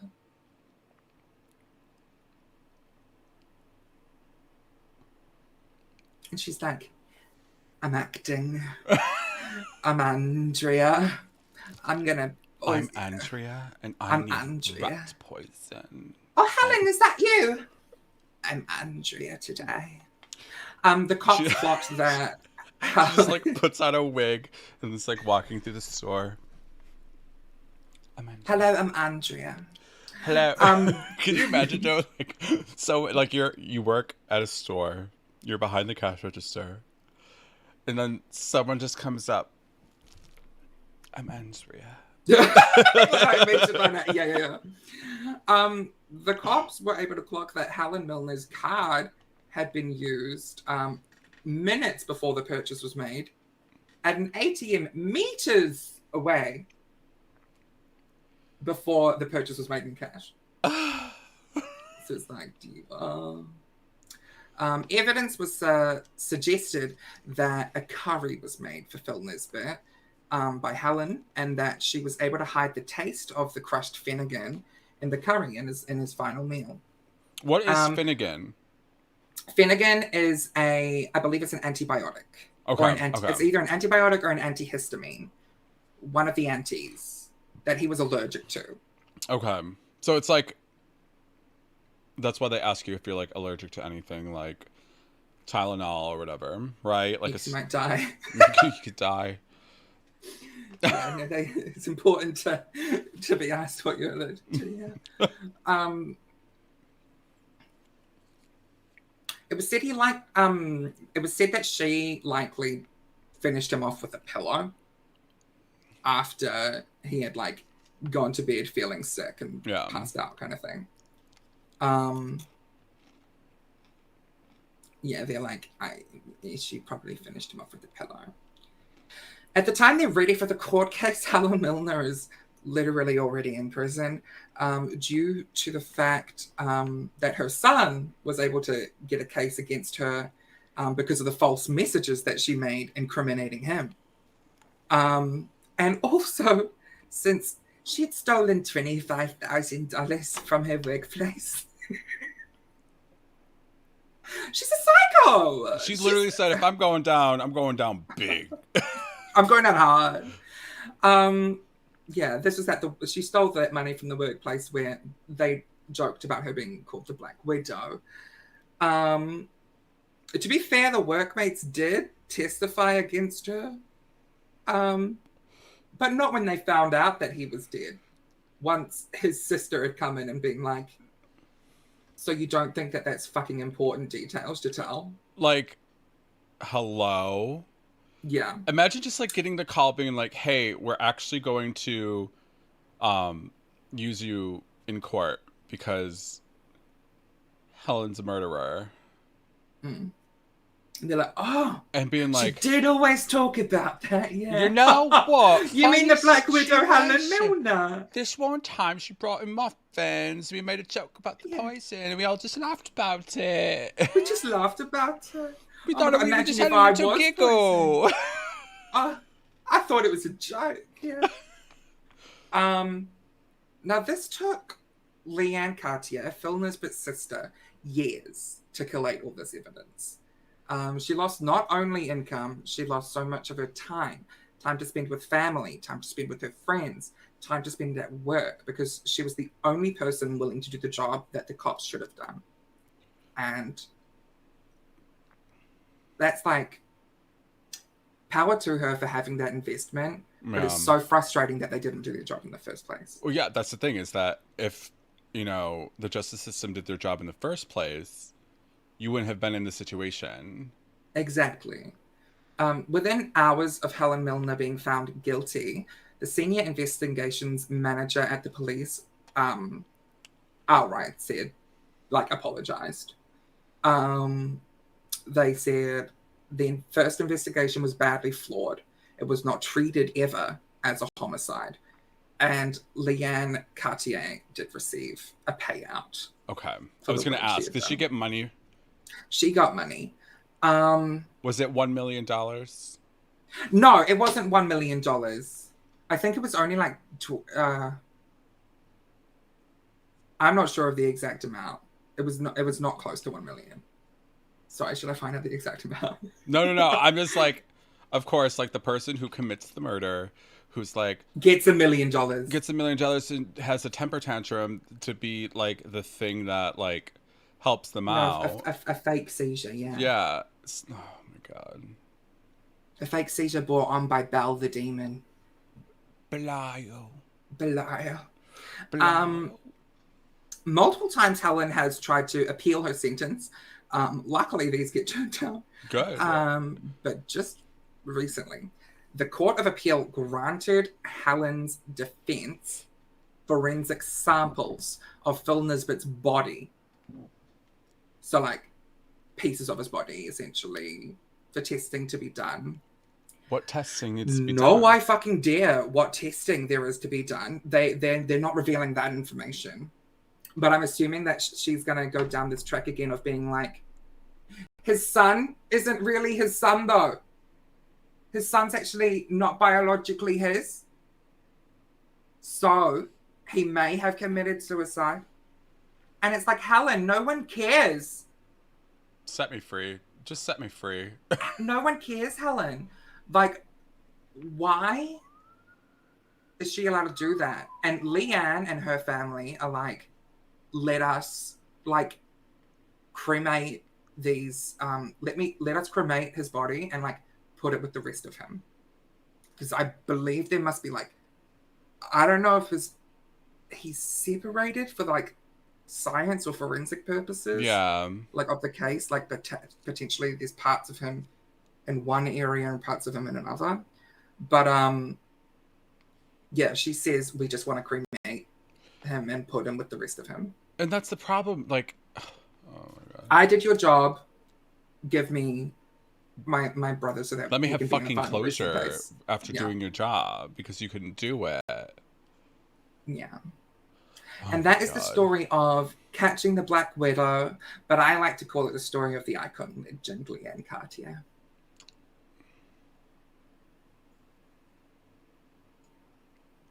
Wow. Yeah. Again, you can get away with murder in New Zealand. I'll tell you. It does seem that way. There are murders that people haven't gotten away with. Okay, is this New Zealand or is this Australia? There was a murder where this guy was like wanting custody of his child, and he was like going around and killing the judges in the cases that, like, basically if you were a judge in this man's case, he would kill you if you didn't give him custody of the child. No, this sounds like Australia. Probably Australia, yeah. It's just spiders. It's do something with your head, It's you know? spiders. There's something in there. Yeah, there's something wrong with Australians, to be fair. The bit by too many spiders or A spiders. bit too many spiders, yeah. Oh my I think God. there's a bit too much influence of the Australian in the people who committed the crimes that I spoke of today. Oh. They just seemed a bit too Australian for our liking. Yeah. Yeah. I don't know of that story though. There is an Australian crime which is really big, which is really sad, that I've like thought about talking about. But I think Bailey Sarian actually covered that case. If I find it, I'll send you the link to it. Wow. I've been like munching on these crackers, just being like, just listening. Can my crunches be heard? I can't hear. I can't hear them. Oh, if Cool. I heard them, I'd be like, "Lady, you need to stop." Okay, good. I was like, I'm hoping I can't be heard as a munch munch crunch crunch. Okay, hold on, just a second.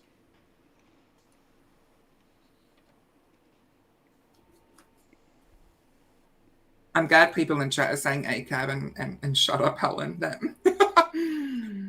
That sounds very accurate. Do you have a second story still? I do have a second story. Give me 2 seconds. Mhm.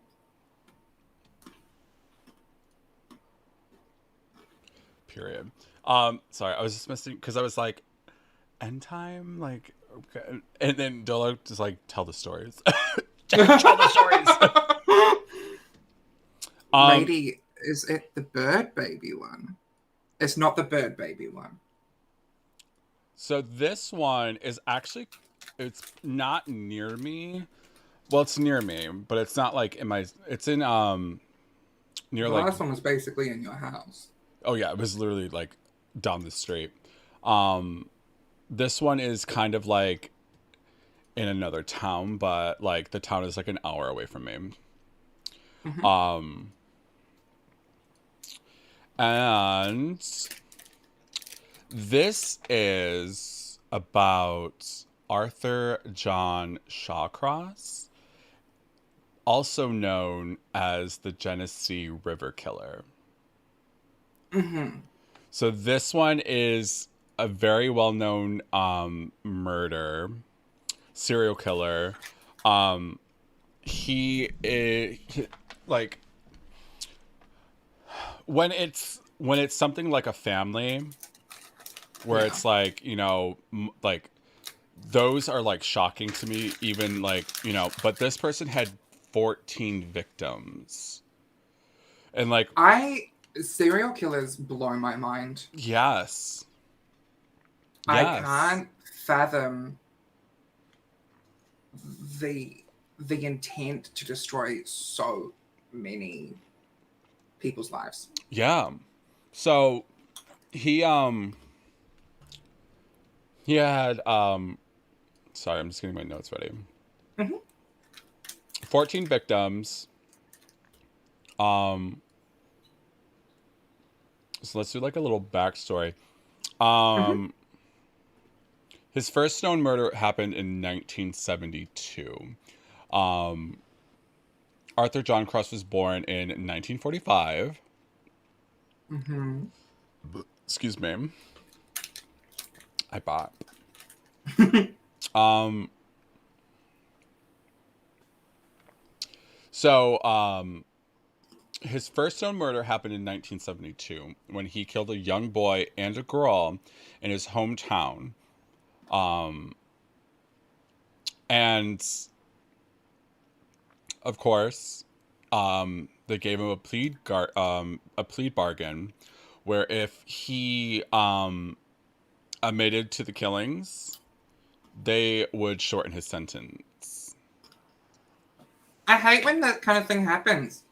Do your job If and find the evidence, Divas. you murder somebody and if you are on trial for murder, you should not be bargaining with a murderer for It's lesser literally like if you time. murder one person, make sure you murder another because then you can tell that story and have a shorter time. Yeah. He served 14 years of a 25-year sentence. Oh my Um, god. yeah. Yeah. He's just like he's just so gross. Okay, so he was born in Kittery, Maine, the first of four children of Arthur Roy Shawcross and Elizabeth Bessie. Um, Sorry.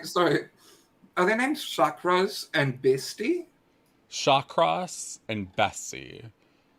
Oh, okay. I thought it was chakras, like my Your my chakras just need to my be in. chakras, my inner healing My chakra, chakras are and Bestie. blue and red, but you're looking for blue and green or something. What's that, lady? Mm-hmm. Um, so um he grew up there. His family moved to Watertown, New York when he was young.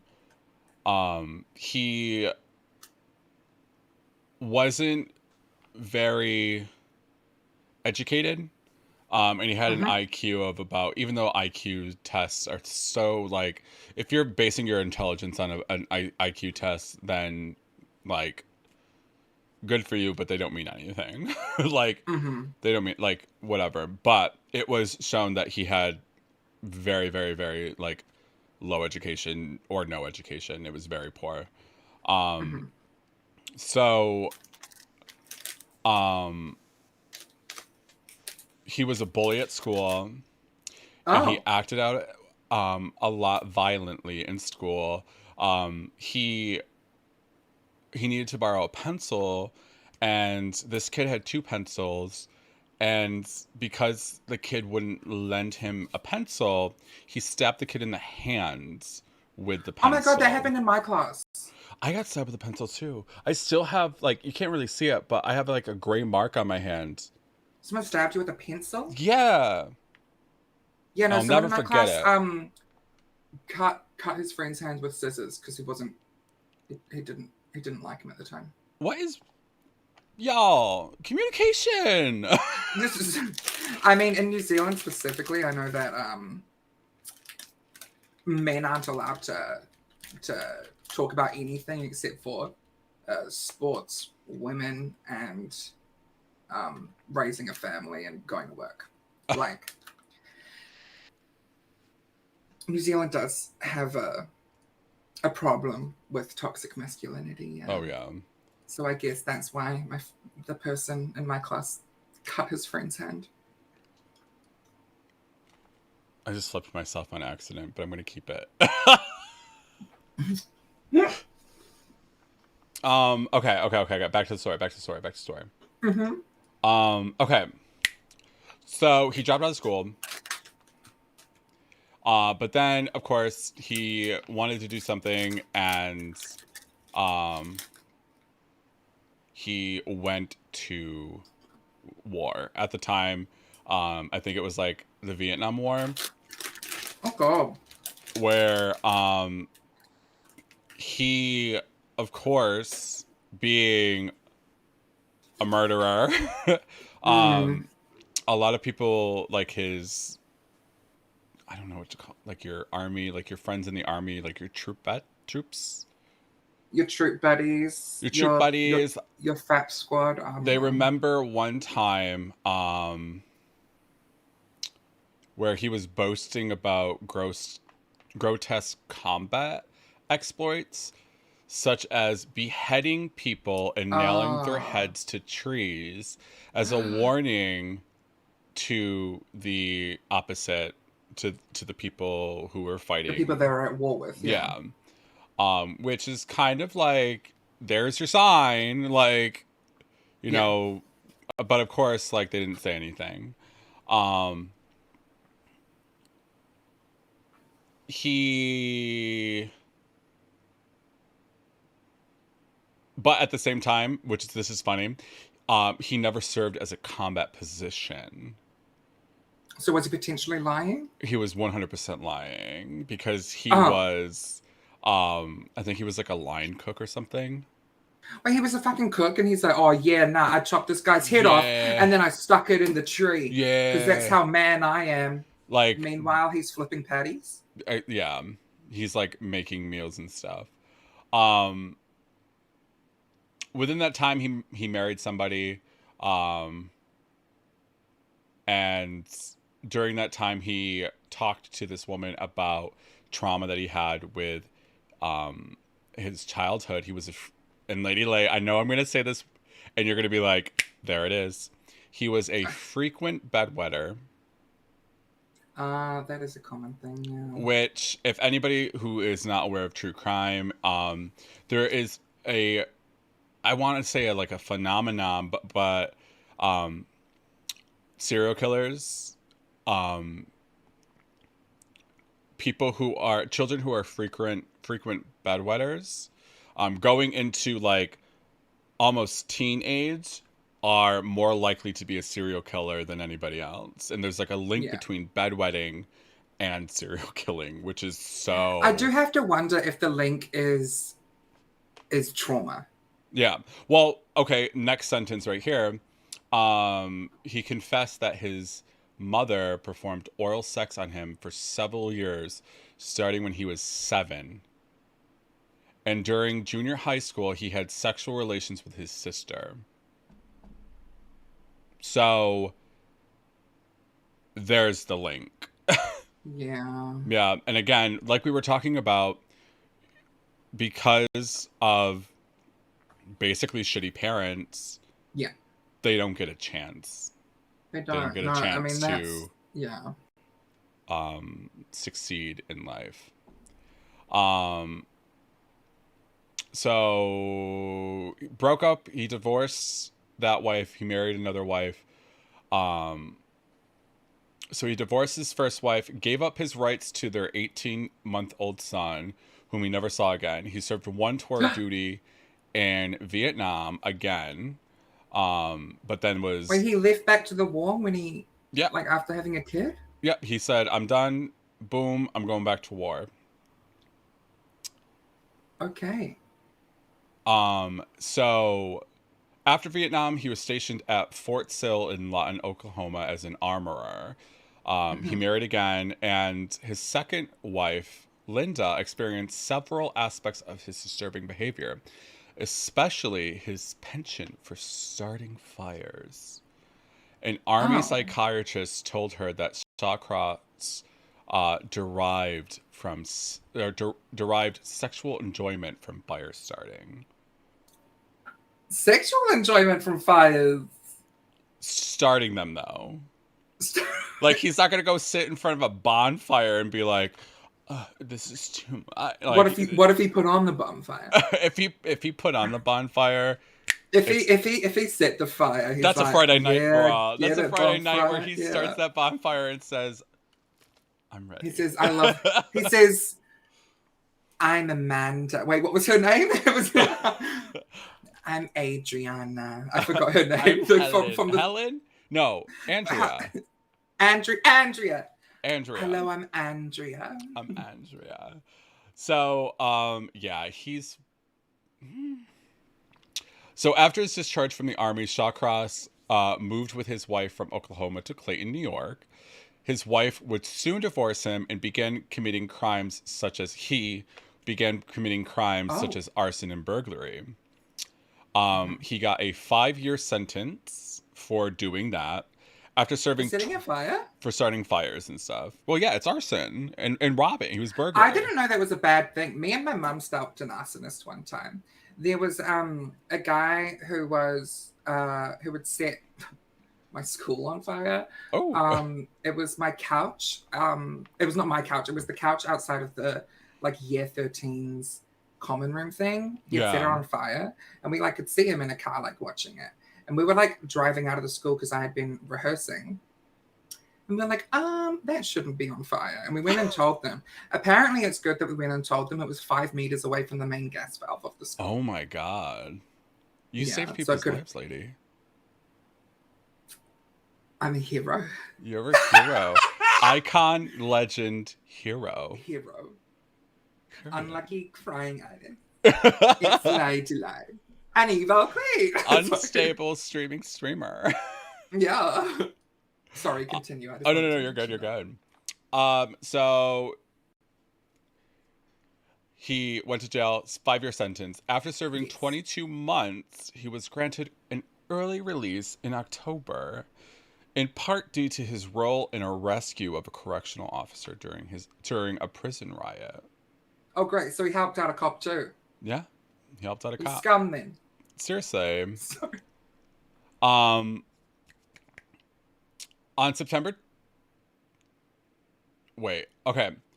Shawcross returned to Watertown, which is his hometown, eventually getting a Yes. job with the Watertown Public Works Department and marrying for the third time.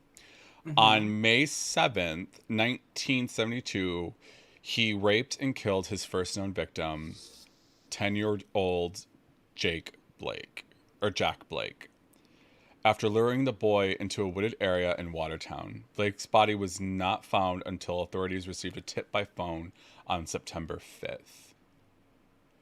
On September 2nd, just prior to the body's discovery, he raped and killed 8-year-old Karen Hill, who had been visiting Watertown with her mother for Labor Day weekend.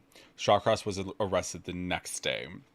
A grand jury indicted Shawcross for murder in Hill's death. On October 17th, he was allowed to plead guilty to a lesser charge of first-degree manslaughter for both deaths and was sentenced to an Sorry? indeterminate term with a maximum of 25 years. Were the crimes of like the rape not also in there? Nope. Wait, did you say that happened? He only pled to the murders. He only was charged with first-degree manslaughter. Did I mishear that he also did that, by the way, or No, is he that... did. He did. He did. So wouldn't they know? Weren't they aware? That's cooked. I hate that. Yeah. No, this was very upsetting. Very upsetting. Mm. And maddening. Are you ready for why? The district attorney, William McCluskey, explained the plea by stating that other than Shawcross' confession to police, there was no direct evidence linking Blake and Shawcross. McCluskey also just suggested Shawcross could have argued at trial that he was under extreme emotional disturbance, and a jury would have been likely to arrive at a verdict of manslaughter. No. Mm-hmm. Just no. Even if you have all that emotional baggage, it shouldn't mean that they get a lesser charge. It should mean that they get a charge and therapy. Yeah. And therapy in prison. Good therapy. Exactly that. So after 14 years of serving his 25-year sentence, inexperienced prison staff and social workers concluded that Shawcross was no longer dangerous, disregarding the warnings of psychiatrists who had assessed Shawcross as as schizophrenic. He was released on parole in April of 1987. And again, this is back in a time where like psychology wasn't really as advanced as it is now. So there's also there's stigmas all attached to this, and they definitely were I think they were just kind of like desperate to find out what was wrong with him. So they just because again, the psychiatrist saw a danger, Yeah, why didn't they listen to the psychiatrist? Yeah.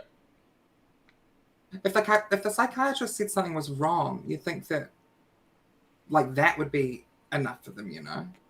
It's strange for them to be like, no, that doesn't. I'm assuming they probably were like, that doesn't exist. That's not real. And for somebody to be able to murder and rape 2 children, there's something wrong. That person, needs to be put away. They are not fit to be a part of society. They need a lot of work. They need to, They need yeah. They need to be charged. Yeah, exactly that. Have help with their mind and punishment for the crime. Yeah. So after that, he moved around. He was having he was having difficulty sitting down in communities because the neighbors knew of him and what he had done. Yes. So people were like, no, we don't want him here. But he moved to Binghamton, New York, and then he moved to Delhi, New York, and then got a girlfriend, and then they moved to Rochester. Um, Is anything said if the girlfriend knew? the girlfriend didn't know, but Uh, he did not notify, because if you are convicted, if you're a convicted criminal, you have to let yeah. the system know that where you're going at all time. He did not. You have to let the So, sister know at all time. I thought it's after 5 years you can be like freed. um, over Or here maybe that's it, just here. it just says that he did not notify Rochester authorities of his actions. Oh, So they had no idea that a convicted felon was. yeah. I mean, it was probably, to be fair, within that Yeah. short period. And that's like a constant like reminder that judicial, like police departments and all that, they don't communicate with each other. Like No. there's no communication between um any of them. Um Well, yeah, because there's that case of the of the serial rapist who made sure that he went to different states yeah, I because then remember they that would story. they didn't click onto um the pattern. It's just like, oh, it's so aggravating because they had him multiple times. Yeah, And, spoiler alert, he goes off and kills 12 other people. yeah. Um, You Jesus. Okay. yeah. So he's released from prison. Hmm. Um, so after serving less than 15 years, he moved to Binghamton, New York, and then to Rochester. Um, it did not take long for Shawcross to return to his murderous ways. Hunters who were going out hunting discovered victim 27-year-old sex worker Dorothy Blackburn on Hmm. March 24th, 1988. Her body was found in the Genesee River, dumped there following a vicious attack, which included bite marks in the groin and strangulation. With little evidence and no public um like questioning Yeah. to solve the murder, her case languished for over a year. There were other murders of sex workers in that time, but given the danger of the profession, nothing untoward was noticed that linked any of the cases. Right. The discovery of the body of another sex worker, Anna Hmm. Stefan, on September 9th, linked several of the victims. She died of I can't even say that, strangulation, and her Oh, body asphyxiation. asphyxiation, and her body had been dumped in a similar manner to Blackburn's corpse. Her body, however, Yeah. was found far from the original murder scene, so again, the possibility that a serial killer was at work was not recognized. Really? Like, It was on the same river, wasn't it? it was on the same river, but further down. Oh, get fucked. Yeah, It's yeah. the same river. Like, come I don't care on. how long this river is. Come on. Like, Someone right. can walk down the river.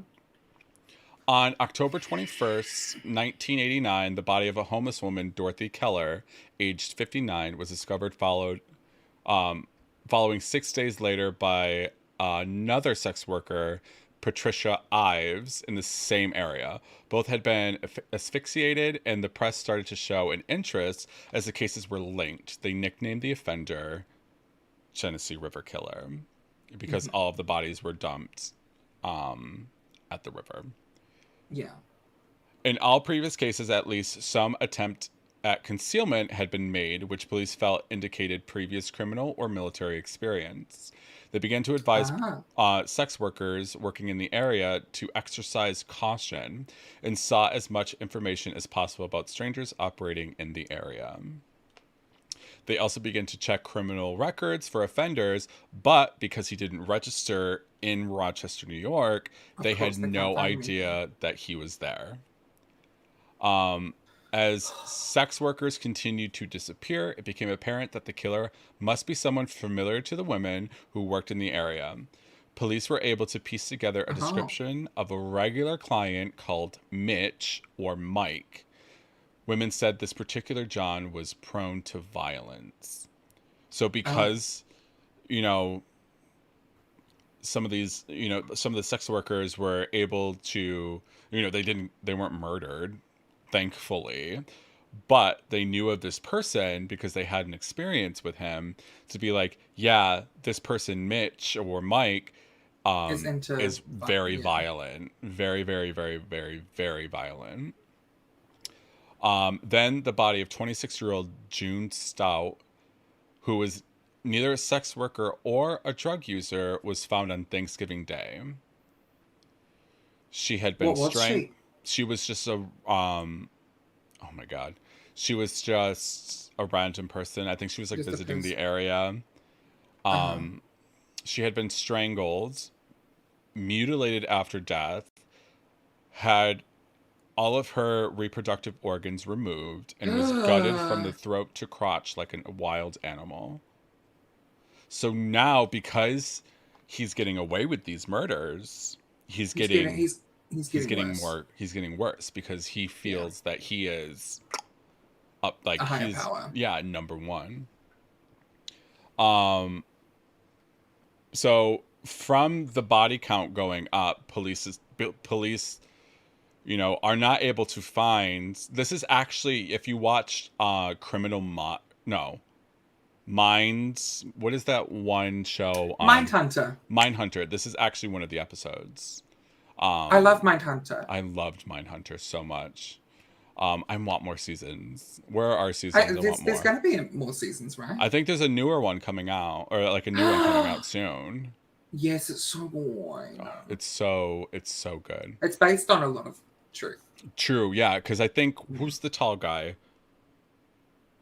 Bundy, Ted Bundy. He was like Wait, one of the. the He tall was, big guy or the yeah, tall the tall big guy. Bundy's not the tall big guy. I thought Bundy was the skinny guy that Zac Efron played in a different film. I don't know. There's a serial killer who's tall and plays in that show. Like, is actually like a main character, a frequent character in it, because Yeah, the guy is going to him for answers about serial killers. yeah. I can't remember which I one can't it is. I remember his wonder if name now, anyone and it's going to knows. bother me until I find out. Chat, help us out. It wasn't John Wayne Gacy, was it? No, it wasn't Gacy. He looked like him though. Anywho, someone will probably throw it in chat. Mhm. Um, with the body count mounting, police sought assistance from FBI profilers. They divided the 11 unsolved workers' murders into subgroups Hold on, according did it to. take them 11 murders before they decided the FBI should be involved? Yep. So that means he Thank only you. has one more. Right, so it's kind of as though the FBI actually did quite a lot of Did help. something. Mm, Um, interesting. so they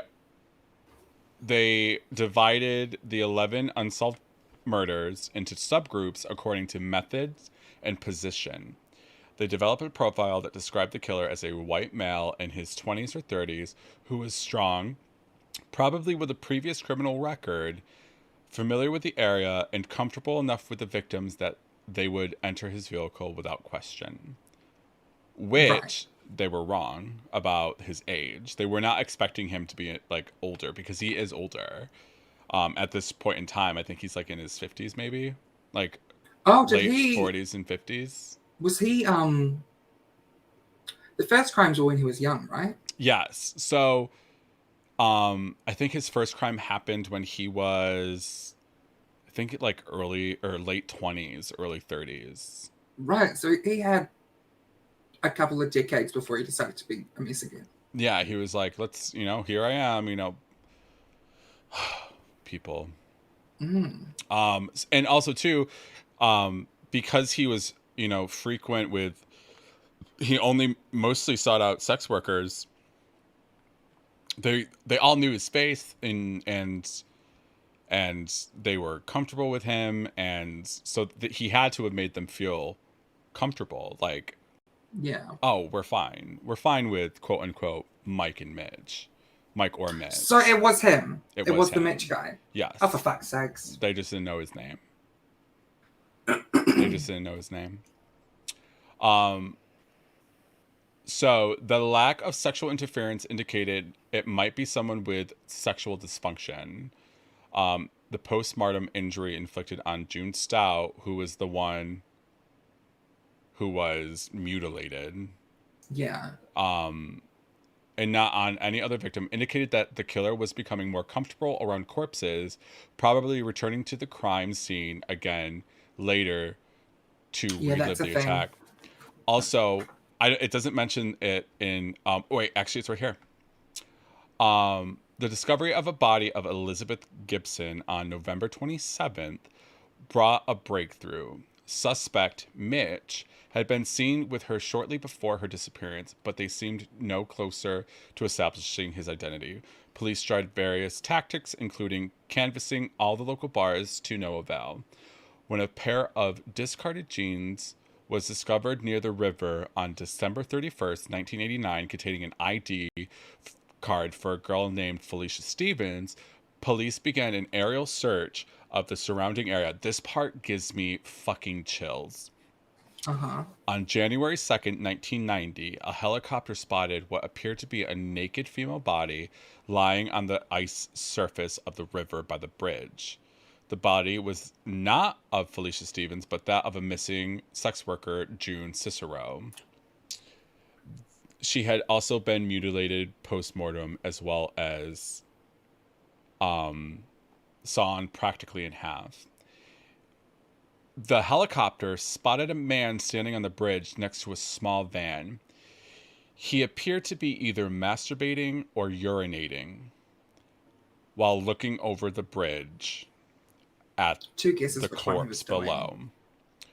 Fortunately for the authorities, Shawcross had, as speculated, returned to the scene of the crime to relive the pleasure of the attack.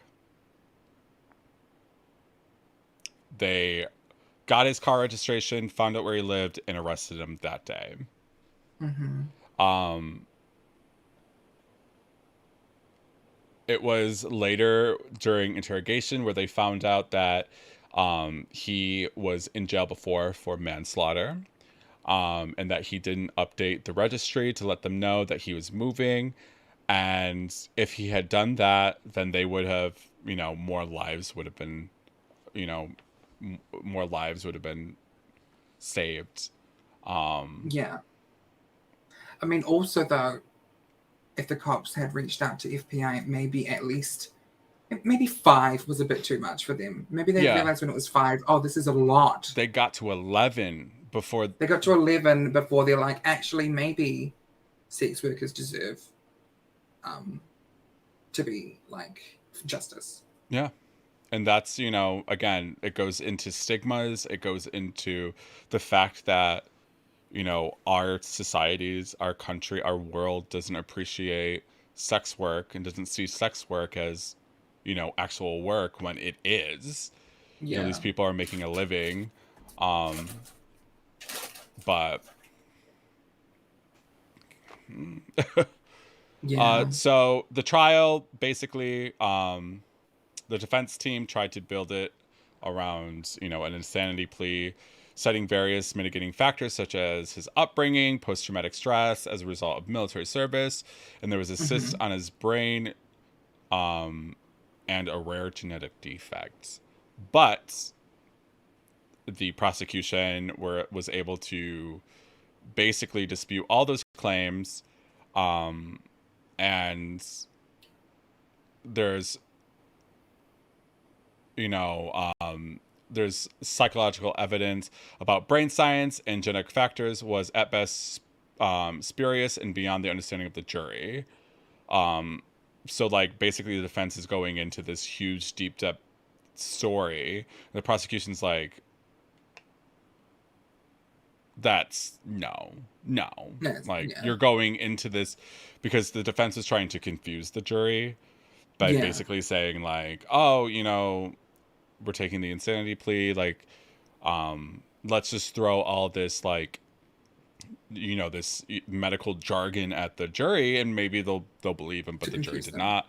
He So they was didn't even think of like potentially maybe what was wrong with him. no, and Because, there clearly was. that's our So system maybe though. they They don't hate it. care, they don't care about trying to figure out, why these murderers, why there's murderers. They don't want Something to. that bugs me especially though is like if people, if um we looked at murderers as everyone looks at murderers as a person until they're a murderer, Yeah. until they commit a murder. Hmm. Like there is help that could be given to people, Yeah, like absolutely. how mental health help. Um, And it goes into like the whole, you know, prison system of this is a system of because we live in this capitalistic regime, that our systems are in play to feed that machine. yeah, So why would they want to rehabilitate these people who have commit some people have committed very, very, very, very, like, you know, simple burglary, something like that, yeah, rehabilitate these people so they're able to succeed in our communities. And yeah, instead, they lock people up so they can feed a capitalistic regime. yeah. 100%. So it's just, it goes deeper. It's just like, I was And then when watching. those who are released, who like the first thing they did, what like who are released just from doing a burglary, can't get a job because of that, Yeah. and then once again steal. Yeah. It's like, Because the yeah, system is stacked against them. And hmm it's gross. It's absolutely gross. But Shawcross was declared sane and guilty of 10 instances of second degree murder.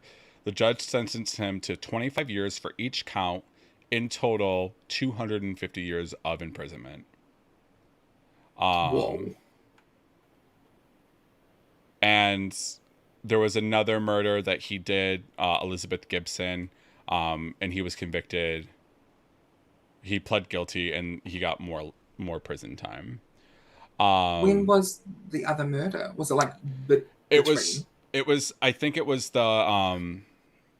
uh, it was the one that he mutilated, Hmm that because it was not like the other ones, the police didn't really like frame him for that until he pled What? guilty to it. Right?